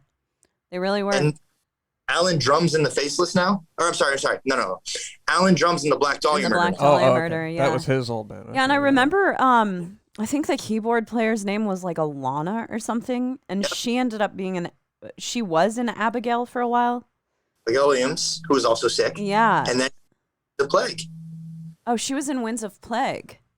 Yeah, okay. yeah. We went on Winds of Plague's 10 years of Decimation tour a few years ago, and Adrian is playing keyboards for them now. So I didn't know like what happened in between, but that was cool, man. I mean, that was I loved Winds of Plague when I was a kid, especially that Decimate the Week.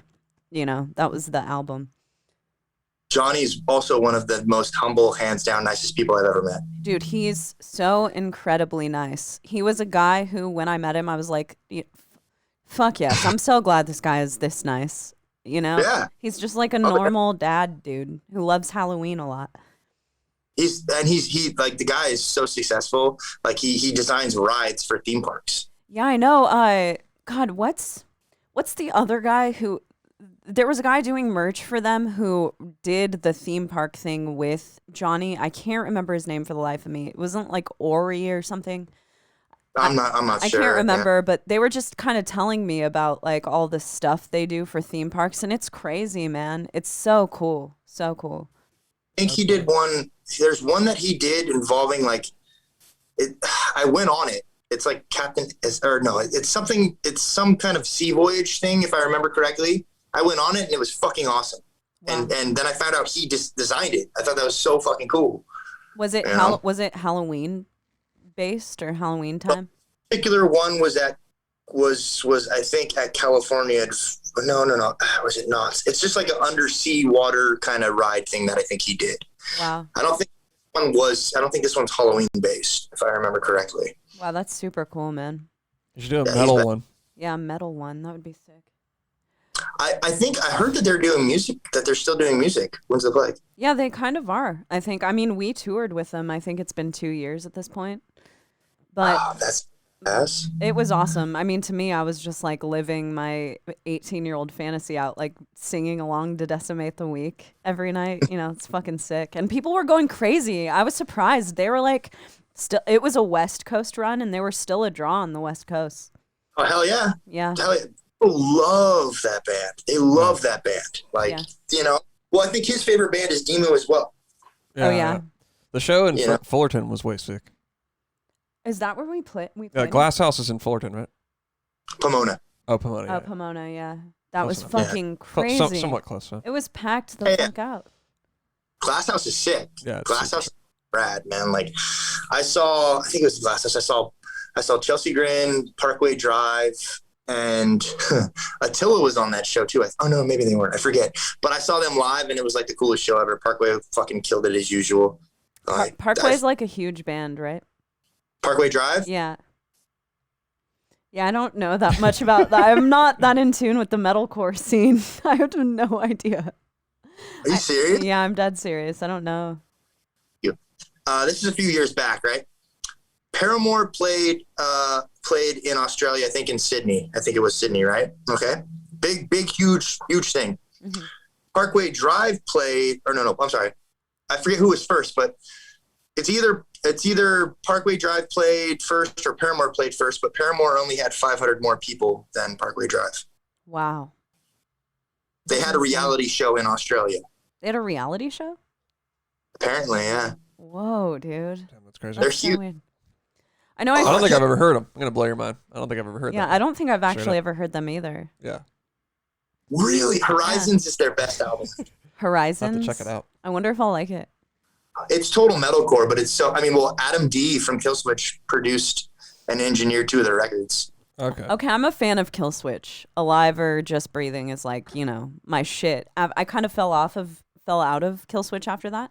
There was that one album with Howard that was sick. But I don't know. I haven't kept up with them.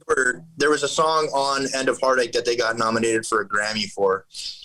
Was it? They didn't, but They didn't win it. Well, today are the Grammys. I think Body Count just won the Metal Performance Grammy. I saw that. Holy shit. In a bad way? No, not at all. No, Okay. not at all. It's just crazy to me that these bands are winning Grammys playing this kind of stuff. Power Trip was nominated too, I think, right? Yeah, they were, and so was Code Orange. Damn. I was just kind of hoping it would go to Power Trip. I got to be honest. I was like, I think a lot of people were kind of hoping that as well. So Power Trip, another sick band. yeah, they're sick. Unfortunate, but yeah, it's just nuts to me that bands that are this genre or whatever part of this kind of genre are getting Grammys. I know. Yeah. Heavy music is pretty big. Yeah, I would say that like compared to when we were all kids and everyone was playing like VFWs and shit back then. Metal was underground. It was thriving, but now it's like metal bands headline House of Blues and stuff. It's not like a genre to be fucked with anymore. It's insane. And what I'm finding is everybody in this genre now, specifically that I've met in the deathcore side of it, everybody's like friends with everybody, and they're so cool now, and they're so nice. Yeah. Back then, we were competing. Oh, really? You know what I mean? No one was friends back then? You would have, I wouldn't necessarily say friends. People were acquaintances. Yeah. Yeah. You know, And you never really people were knew just who was- like more dickheads a lot of the time. Not like not the bands so much, but you'd encounter more like jerks here and there. Really? Whereas I feel like now when we go on tour, I'm like down for everyone's pretty damn cool. you would go on tour and you would be like, you could almost feel like this other person thought you were beneath them a lot of the times because they did the same thing you did in their band. They were a singer or a drummer, or it was always like people were in this gnarly competition to be the heavier band or the more technical band. And a lot of people were dicks about it too. Yeah. Do you remember someone who was a dick to you? Let me see. I always ask the riveting questions. Wow, really. On there. I'm trying to think of one who was specifically a dick to me. You know, that one guitar player from Nile is a dick. Carl, whatever his name is. Oh, Carl. That's the band I can't listen to Carl anymore. Sanders. After I did one tour with the Faceless. I was like gonna maybe be in that band, and then we did a tour with Nile. And after that, I'm like, yeah, I'm never listening. I'm trying to think. I wouldn't necessarily say Keen was never a dick. He was just always very short. Whenever I tried to talk to him, he was always very like, it was almost like he didn't really care. Keen's very shy as well. That's what I've heard. I mean, there was Derek.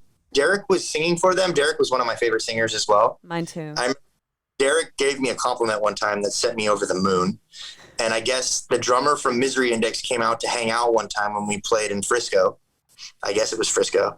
And I guess the drummer from Misery Index told him that he thought I was a great singer.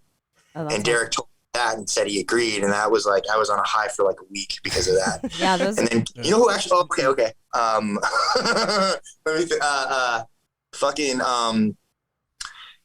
we toured with the Ghost Inside in Europe. Okay. Yeah. I love the Ghost Inside. Vigil and I went and got tattooed together. Love that fucking band. All my buddies, all my boys. It was the Ghost Inside, For the Fallen Dreams. Oh yeah. Lower Than Atlantis, and oh my god, they're one of the best bands ever. They're not metal or anything though. They were post-hardcore, and then they went to like singy poppy shit. Oh cool. But they did so well that it was fantastic. They were like one of the biggest bands, you know. But basically, Aaron, the old guitar player for the Ghost Inside, big tall redhead guy. You remember him by any chance? No, I know Zach Johnson because he's from Des Moines. I know, but no, I don't remember that guy. Zach and his wife actually live here. Oh, really? My wife is like really good friends with his wife and stuff. Yeah. Oh yeah, Zach. Zach and I are from the same place, the same scene. Zach's fucking awesome. I love Zach. I actually was talking to him on the other day saying we need a barbecue. Oh, wow. But Aaron was a fucking asshole. Fucking asshole. I hated that fucking dude. I think they even hated him. But we were on tour with them, and we did really well on that tour. We had a lot of drawl. It was crazy. I didn't expect it, right? And he was like, him and Andrew, who, the drummer now, but Andrew was in First Ball Dreams at the time. Him and Andrew would be talking, but they would almost be having these open conversations for other people to talk to, right? So I would talk to them, and Aaron always had this way of kind of cutting me out of the conversation, like all the time. Just a fucking asshole about it. Yeah. That sucks. That really sucks. I think of who else was an asshole to me. Thankfully, thankfully, a lot of them have been positive on the bigger bands. Yeah. Danny Warsnop gets a lot of hate. I don't know him personally, but he was cool as fuck to me when I met him. But it was really funny, though, because he asked me at the memorial show after if I wanted to go back to the hotel room with him, do some coke, and bang some chicks. Dude, that's so rock star. I respect it. I just met him that day and was like, yo, you want to go back to my hotel room, do some blow and bang these two chicks? I'm all, no, man. Thanks, though. Yeah, you're like, I'm good. Well, so about the memorial shows, were you really good friends with Mitch, or how did that come about? We weren't super good friends, but we would talk. You know what I mean? He was one of the biggest influences on me as well, He was into motorcycles. I've been into motorcycles for a very long time and built them with my father. Oh, wow. For birthday, I was supposed to ride out to when he had his birthday at Hollywood Sports Park, which was like he had this big birthday big thing for him, and I was supposed to ride out there, and we were supposed to go riding as well. That I think a couple days after that, and my bike, unfortunately, I couldn't get it to run correct for a while, and he ended up passing away before we were able to go on our ride. Oh, damn. But I would talk to him pretty good amount of times and stuff, just through texts or whatever. So we weren't super close, but we were close enough, I guess. Yeah, I mean, fuck. So the band asked you to do one of the songs. I got an email from I think it was their manager at the time, and I kind of was just like, what the fuck? Because they wanted me to do a song, and they so it's funny because I told them this too. I was like, damn, I'm so excited to do this and stuff, but I wish you guys would ask me to do Unanswered, because that's like, I love that song. But they asked me to do Bludgeoned, so after they asked me to do Bludgeoned, I was like, oh fuck yeah, that's like one of the heaviest songs ever. I'll do that fucking song, But it was very weird. It took me back a little. I couldn't believe it. I practiced with them at I forget whose house it was. Somebody in the band. I forget which one's house it was now. I practiced with them, and then I went into the house from the garage to get a drink. And at that time, I looked a lot like Mitch. Mm-hmm. I had the ears and stuff. This was after I took my plugs out, so they shrank a little, but they're still dangly. And I forget whose mom it was that owned the house. She saw me and she just hugged onto me for like 10 minutes. Damn. Because of how much I reminded Mitch. Wow. And then in and kind of like, okay, mom, and stuff. And yeah, like it was insane. It was fucking crazy. Like, I met his, I met his wife, and we became kind of friends after that a little bit, but I'd never met his daughter just because I didn't want to, because I looked a lot like him at that time. You know what I mean? Yeah. I didn't want to do anything like that, because I know that when, Austin Carlisle was playing and performing with them and on stage, she had asked, is that daddy? Oh, wow. Fuck. Wow. Yeah. Just because of how the mannerisms on stage and the presence were very similar. Wow. That's crazy. She was really young when he passed away as well, right? Oh yeah. The cool thing is that I'm pretty sure that DVD and CD, I think they raised enough money to send her to college. I think her college fund is paid for. Oh, wow. I think. I could be wrong, but I think so. And, funny, that Austin Carlisle is also one of the nicest people I've ever met. What? Ever. What band was he in? Is he in a band? Of Mice and Men. He was in Of Mice and Men. Oh, okay. he kept offering me his, because he was going out of town on tour, and he's like, yo, I got this house with this jacuzzi and stuff. If you ever want to bring girls back, blah, blah, blah, here, you can use it. And I'm like, I'm good, dude. Thanks, man. He was like cool, but he was so cool and so nice. It was fucking ridiculous. We were practicing before the show.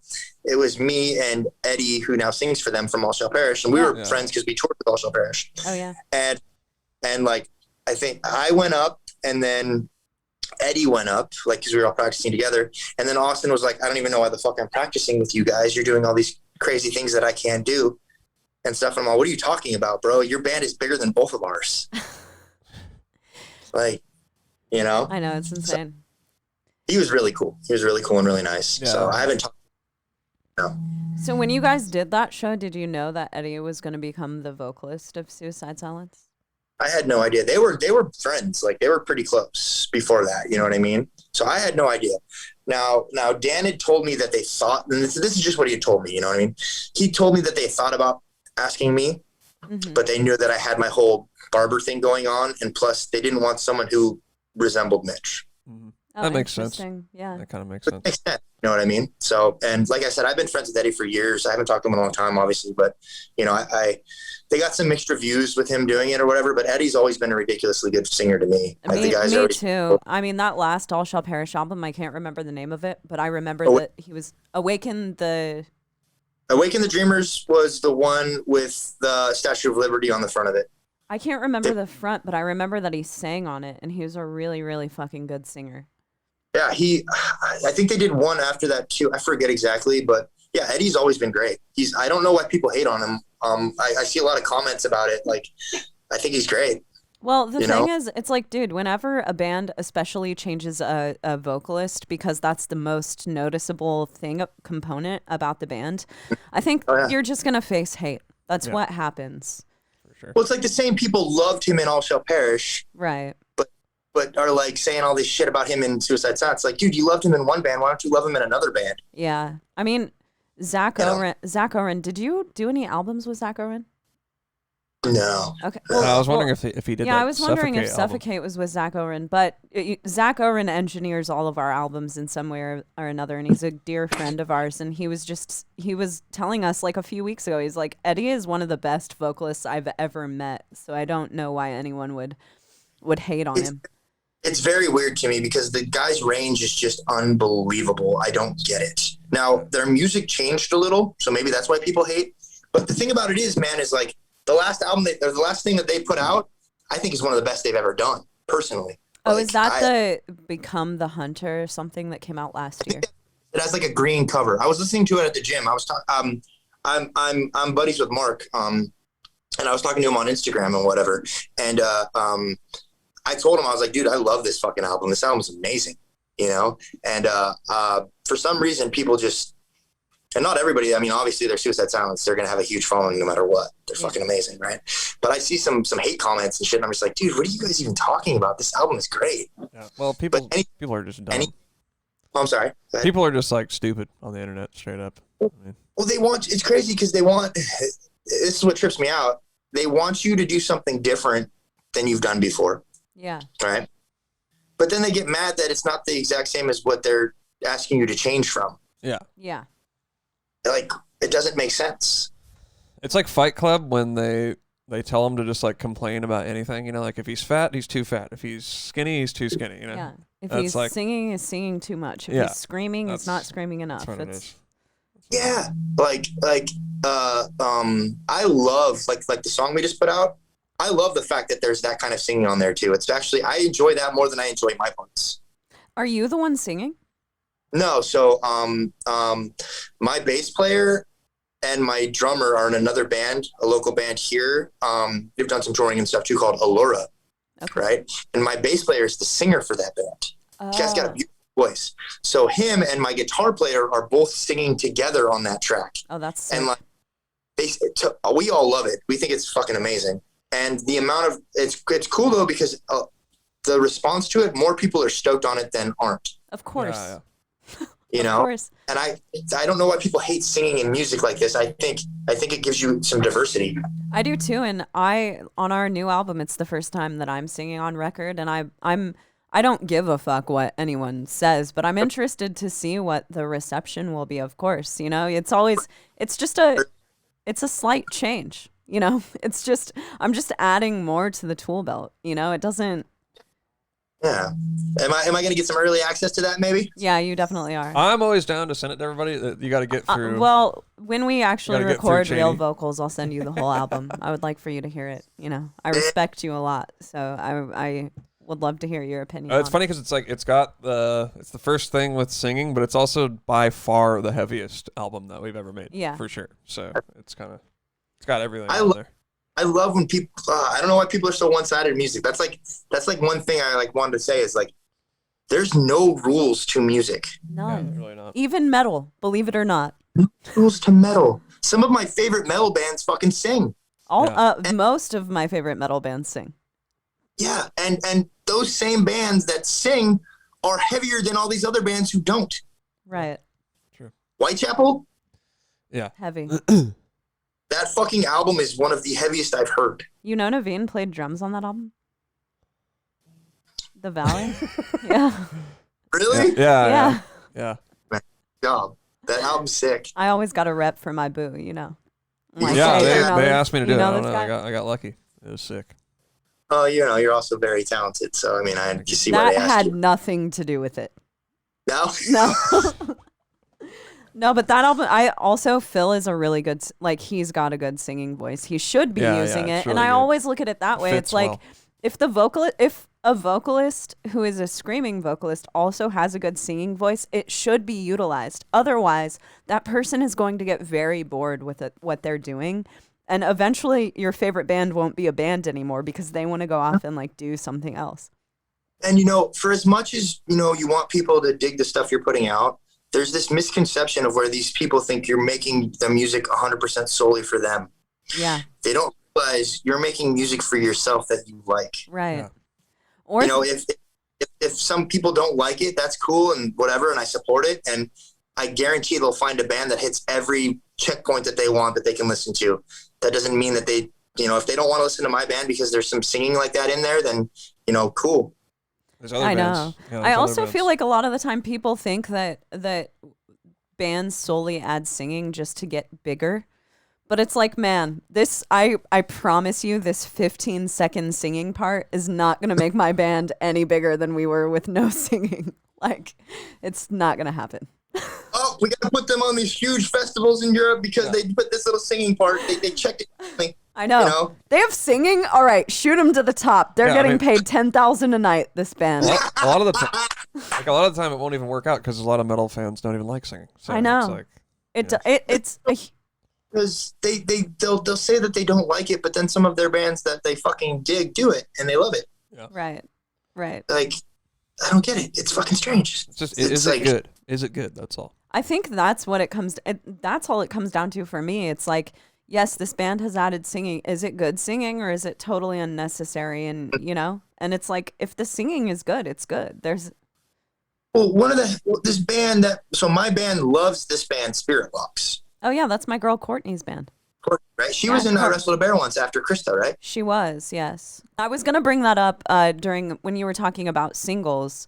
Is that Spirit Box has done such a fantastic job. Like, Courtney and I have been friends since before Spirit Box was a band. And, you know, we've talked about just like where you're going with the band. And for them, I think singles really helped them out because it made people be continuously interested in the band to the point that now they're making an album and a lot of fucking people are going to listen to that shit because they've blown themselves up doing singles over time.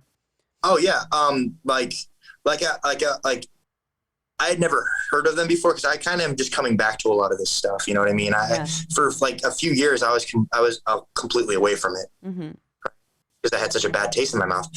But like that constant song is fucking insane. Oh yeah, it's a good song. All of their songs are good. They're really well written. They have a good like pop structure, song structure to them, and they still maintain metal in some way. I think that what they've done has been very smart and very good. Yeah, they're so heavy, you know, like they're so fucking, like that guitar is so fucking heavy that they play. Yeah. All their stuff. They have good tone too. And it's like my boy Johnny, and Andrew, from Carcosa did a cover of that song. Oh, nice. And the cover is fucking amazing. It's amazing. But like, I mean, she fucking sings and screams and people are all about it. Yeah. The singing part just makes you a little bit more versatile and gives your band some diversity, and different people can listen to it and be like, oh, I like that part too. Yeah. You know what I mean? It's like, there's going to be way more singing on our stuff. I don't give a fuck. I love it. Yeah. I thought it fit. I mean, it doesn't like stick out. And that's I only don't like it when the singing like really sticks out and you're like, what? Why did they do that? It sounds weird, you know. But if it sounds like it's supposed to be there, then it's cool, you know. Yeah, I agree with that. Well, one of the best bands out right now is a band, Shadow of Intent, in my opinion. Mm-hmm. Ben Dwyer is probably one of the gnarliest vocalists ever, and they sing. They have that same kind of coarse singing in a lot of their stuff. Yeah, and it adds to it. It just adds to it, and I love that. You know what I mean? Like fucking Tom Barber in Darko sang, and it's great. Oh, did he? Yeah, one of the songs they put out, it's just singing. Mm. Yeah, I mean, you were talking about Tim Lambesis, and As I Lay Dying is one of the first bands that I remember like being way into, and I was like, it's cool that this band uses singing, you know? Yeah, I saw As I Lay Dying in 2015. Oh, no, I'm sorry. 2005, excuse me. 2005, it was As I Lay Dying, Killswitch Engage, The Black Dahlia Murder. Oh, yeah. Nice. Soil Work. Oh, yeah, I remember that. Soil Work? Yeah, I remember that. That band was sick. Dude, they were awesome. And I saw them in like, I think pretty much every band except for Black Dahlia sang on that show. Oh, yeah. And their stuff. True. Yeah. Black Dahlia is one of those bands. I respect them very much because they've been able to stick to like the thing that they do. They've never tried to change the band that they are, and they've just like gotten huge off of it. It's because they do it perfectly. It's true. They're amazing at what they do. We played them, and it was that venue in Detroit where there's an upstairs and a downstairs. Oh yeah, the house, the like, it's like a. There's it's fucking old as fuck, and there's a venue as you walk in the door, like up a flight of stairs, and then there's an upstairs where people have the backstage, and then a downstairs. Is that the place you're talking about?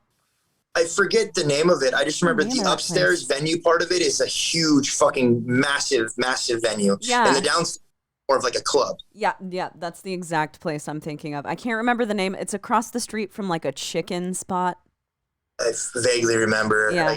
Every place. Fortunately, meld together. Yeah, true that. But I go upstairs for catering, and Trevor is sound checking his voice, and he's just talking in that shrill witchy high that he does, just talking. And I was just amazed. Yeah, he's a great vocalist. Yeah, they're awesome. That's one of my favorite vocalists of all time. And great band to tour with. And great people. Super cool. I met him a few weeks before that, and I think he was very high. So he was kind of like out of it a little. And I got kind of bummed out because they're like one of my favorite bands. And then I met him that show that we played downstairs. It was them and Revocation upstairs. And it was us, Dying Fetus, The Faceless, In Full Darkness, and Suffocation jumped on that tour too, downstairs. I don't remember if they were on that tour or not. But I met him after the show that night. He knew my name. He knew who my band was. Yeah. And he was so fucking cool. And I was seriously little girl fangirling inside. It was insane. Dude, he's legit, man. Yeah. That album that they just put out, the green one. Verminous. Yeah. I was reading some content. Oh, crap. Hello? Yep, you're there. Yeah, we're good. I was reading some comments where people were like kind of talking bad about the guitar work and whatnot. Yeah, right, dude. Yeah. I will fucking fight anyone who wants to talk about that guitar work. They were like, this guitar player, it's like 80s metal, blah, blah, blah. Yeah, that's what's so sick about it. I went and I listened to it and I was like, this is fucking perfection. Dude, Brandon Ellis is seriously a guitar god, and he's going to be known for a long time as being a sick guitar player. That guy is one of the sickest guitar players out there, and it's cool because he's bringing something to the table right now that I don't think exists in that many metal bands. And I love that. That album's fucking fantastic, and I have the guitar parts stick in my fucking head, and I'm humming them after I've listened to it. Yeah. I mean, dude, That guy, if you watch him live, it's like it's like watching an 80s guitar player, like, you know, one of those like rock gods from the 80s, and he's got the vibe. His vibe is just like totally on point. I think he's killing it. That's awesome. Hopefully shows come back and we can fucking watch them and shit like that. Fucking A. I can't wait to play my first show back. I agree. Totally, it's been a decade. A decade? The last show I ever played was in 2012. Do you know the date? It was the memorial show. Oh, wow. Okay, wow. That was the last show I ever played because I had quit Suffocate before that. So the last show I played with Suffocate was in Europe. Really? In 11, I guess? No, I think it was 11. I think that we were on a tour with Heaven Shall Burn and Unearth. Whoa. Unearth, that's another one of those bands that I thought was going to be on top of the fucking world forever. Yeah, Trevor is so fucking cool. The singer, Trevor, is fucking awesome. Really? That's rad. Yeah, and the Trip, the funniest dude ever. So funny. And Buzz, the other guitar player, they're just all so fucking cool, man. Like, but that tour was sold out every night. Thousands and thousands. Yeah. I bet. I believe it. Yeah. It was fucking insane. It was either, I can't remember if it was either that was the last tour I did or if it was after Russia that I quit. I don't remember now that I'm thinking about it. But yeah, the last show I played was the Mitch show in 2012. So I don't think shows are going to come back on our level as far as not being these big, huge, like EDM shows or DJ shows. I don't think band type shows are going to come back until 22 if we're lucky. That's okay. I agree with you. I think that it's easy to like guesstimate it because everyone really wants shows to come back, and I'm constantly hearing, "Oh, dude, they're gonna be back in July. They're gonna be back in September." And they're definitely not. A year ago, I was hearing the same shit, so I'm just gonna take it all with a grain of salt. Well, everything's getting canceled. Yeah, I know. They say they're gonna come and this tour for 21, blah blah, and then a few months later, sorry, we had to cancel it, guys. Now scheduled for this. Yeah. You know, in my opinion, if we don't play a show until 2022, I'm really upset about it. But I'm also like, I'm going to sell the fuck out of that because that'll be a decade since I played. Yeah. That's Hell true. yeah. Definitely. That's a good way to look at it, man. Fuck yeah. Plus, I get to see my friends' bands. I want to see you guys. I want to see Left to Suffer. I want to see Carcosa. I want to see Lorna Shore. I want to see Shadow of Intent. I want to see all of these fucking bands. I know, that's where I'm at, dude. Like, for a while, I was like, oh, I want to play a show. Now I just want to fucking go to see a metal show. Like, Me too. That'd be hella fun. I'm hoping that Cannibal is my first show back, honestly. I'm like kind of... Well, how sick of a show back? First show back would it be to see Cannibal? I'm hated a lot because I preferred Barnes. Oh, okay. Old school. Fair enough. Old school guy. Fair enough. But Grinder is a fucking... I mean, dude, come on. The neck alone. The neck alone. Yeah, he's amazing. Cannibal Corpse with Barnes, so that's it's hard for me to, but I do enjoy Cannibal with Corpse Grinder though. Yeah, I like them all, but I think I like them all, but I definitely prefer the Corpse Grinder. Me too. I'm a Corpse Grinder fan. A lot of people, I think the majority of people do. I'm part of the tiny little bit that I like. It could just be because I like the songs. You're an elitist, is what you are. A metal elitist over here. He doesn't like singing either, everyone. Yeah, I fucking hate it. Hate it. Worst thing ever. That's the worst. There will be no more singing in Ov Sulfur songs because Ricky hates it so much. Yes. Terrible. I made a mistake, guys. I'm sorry.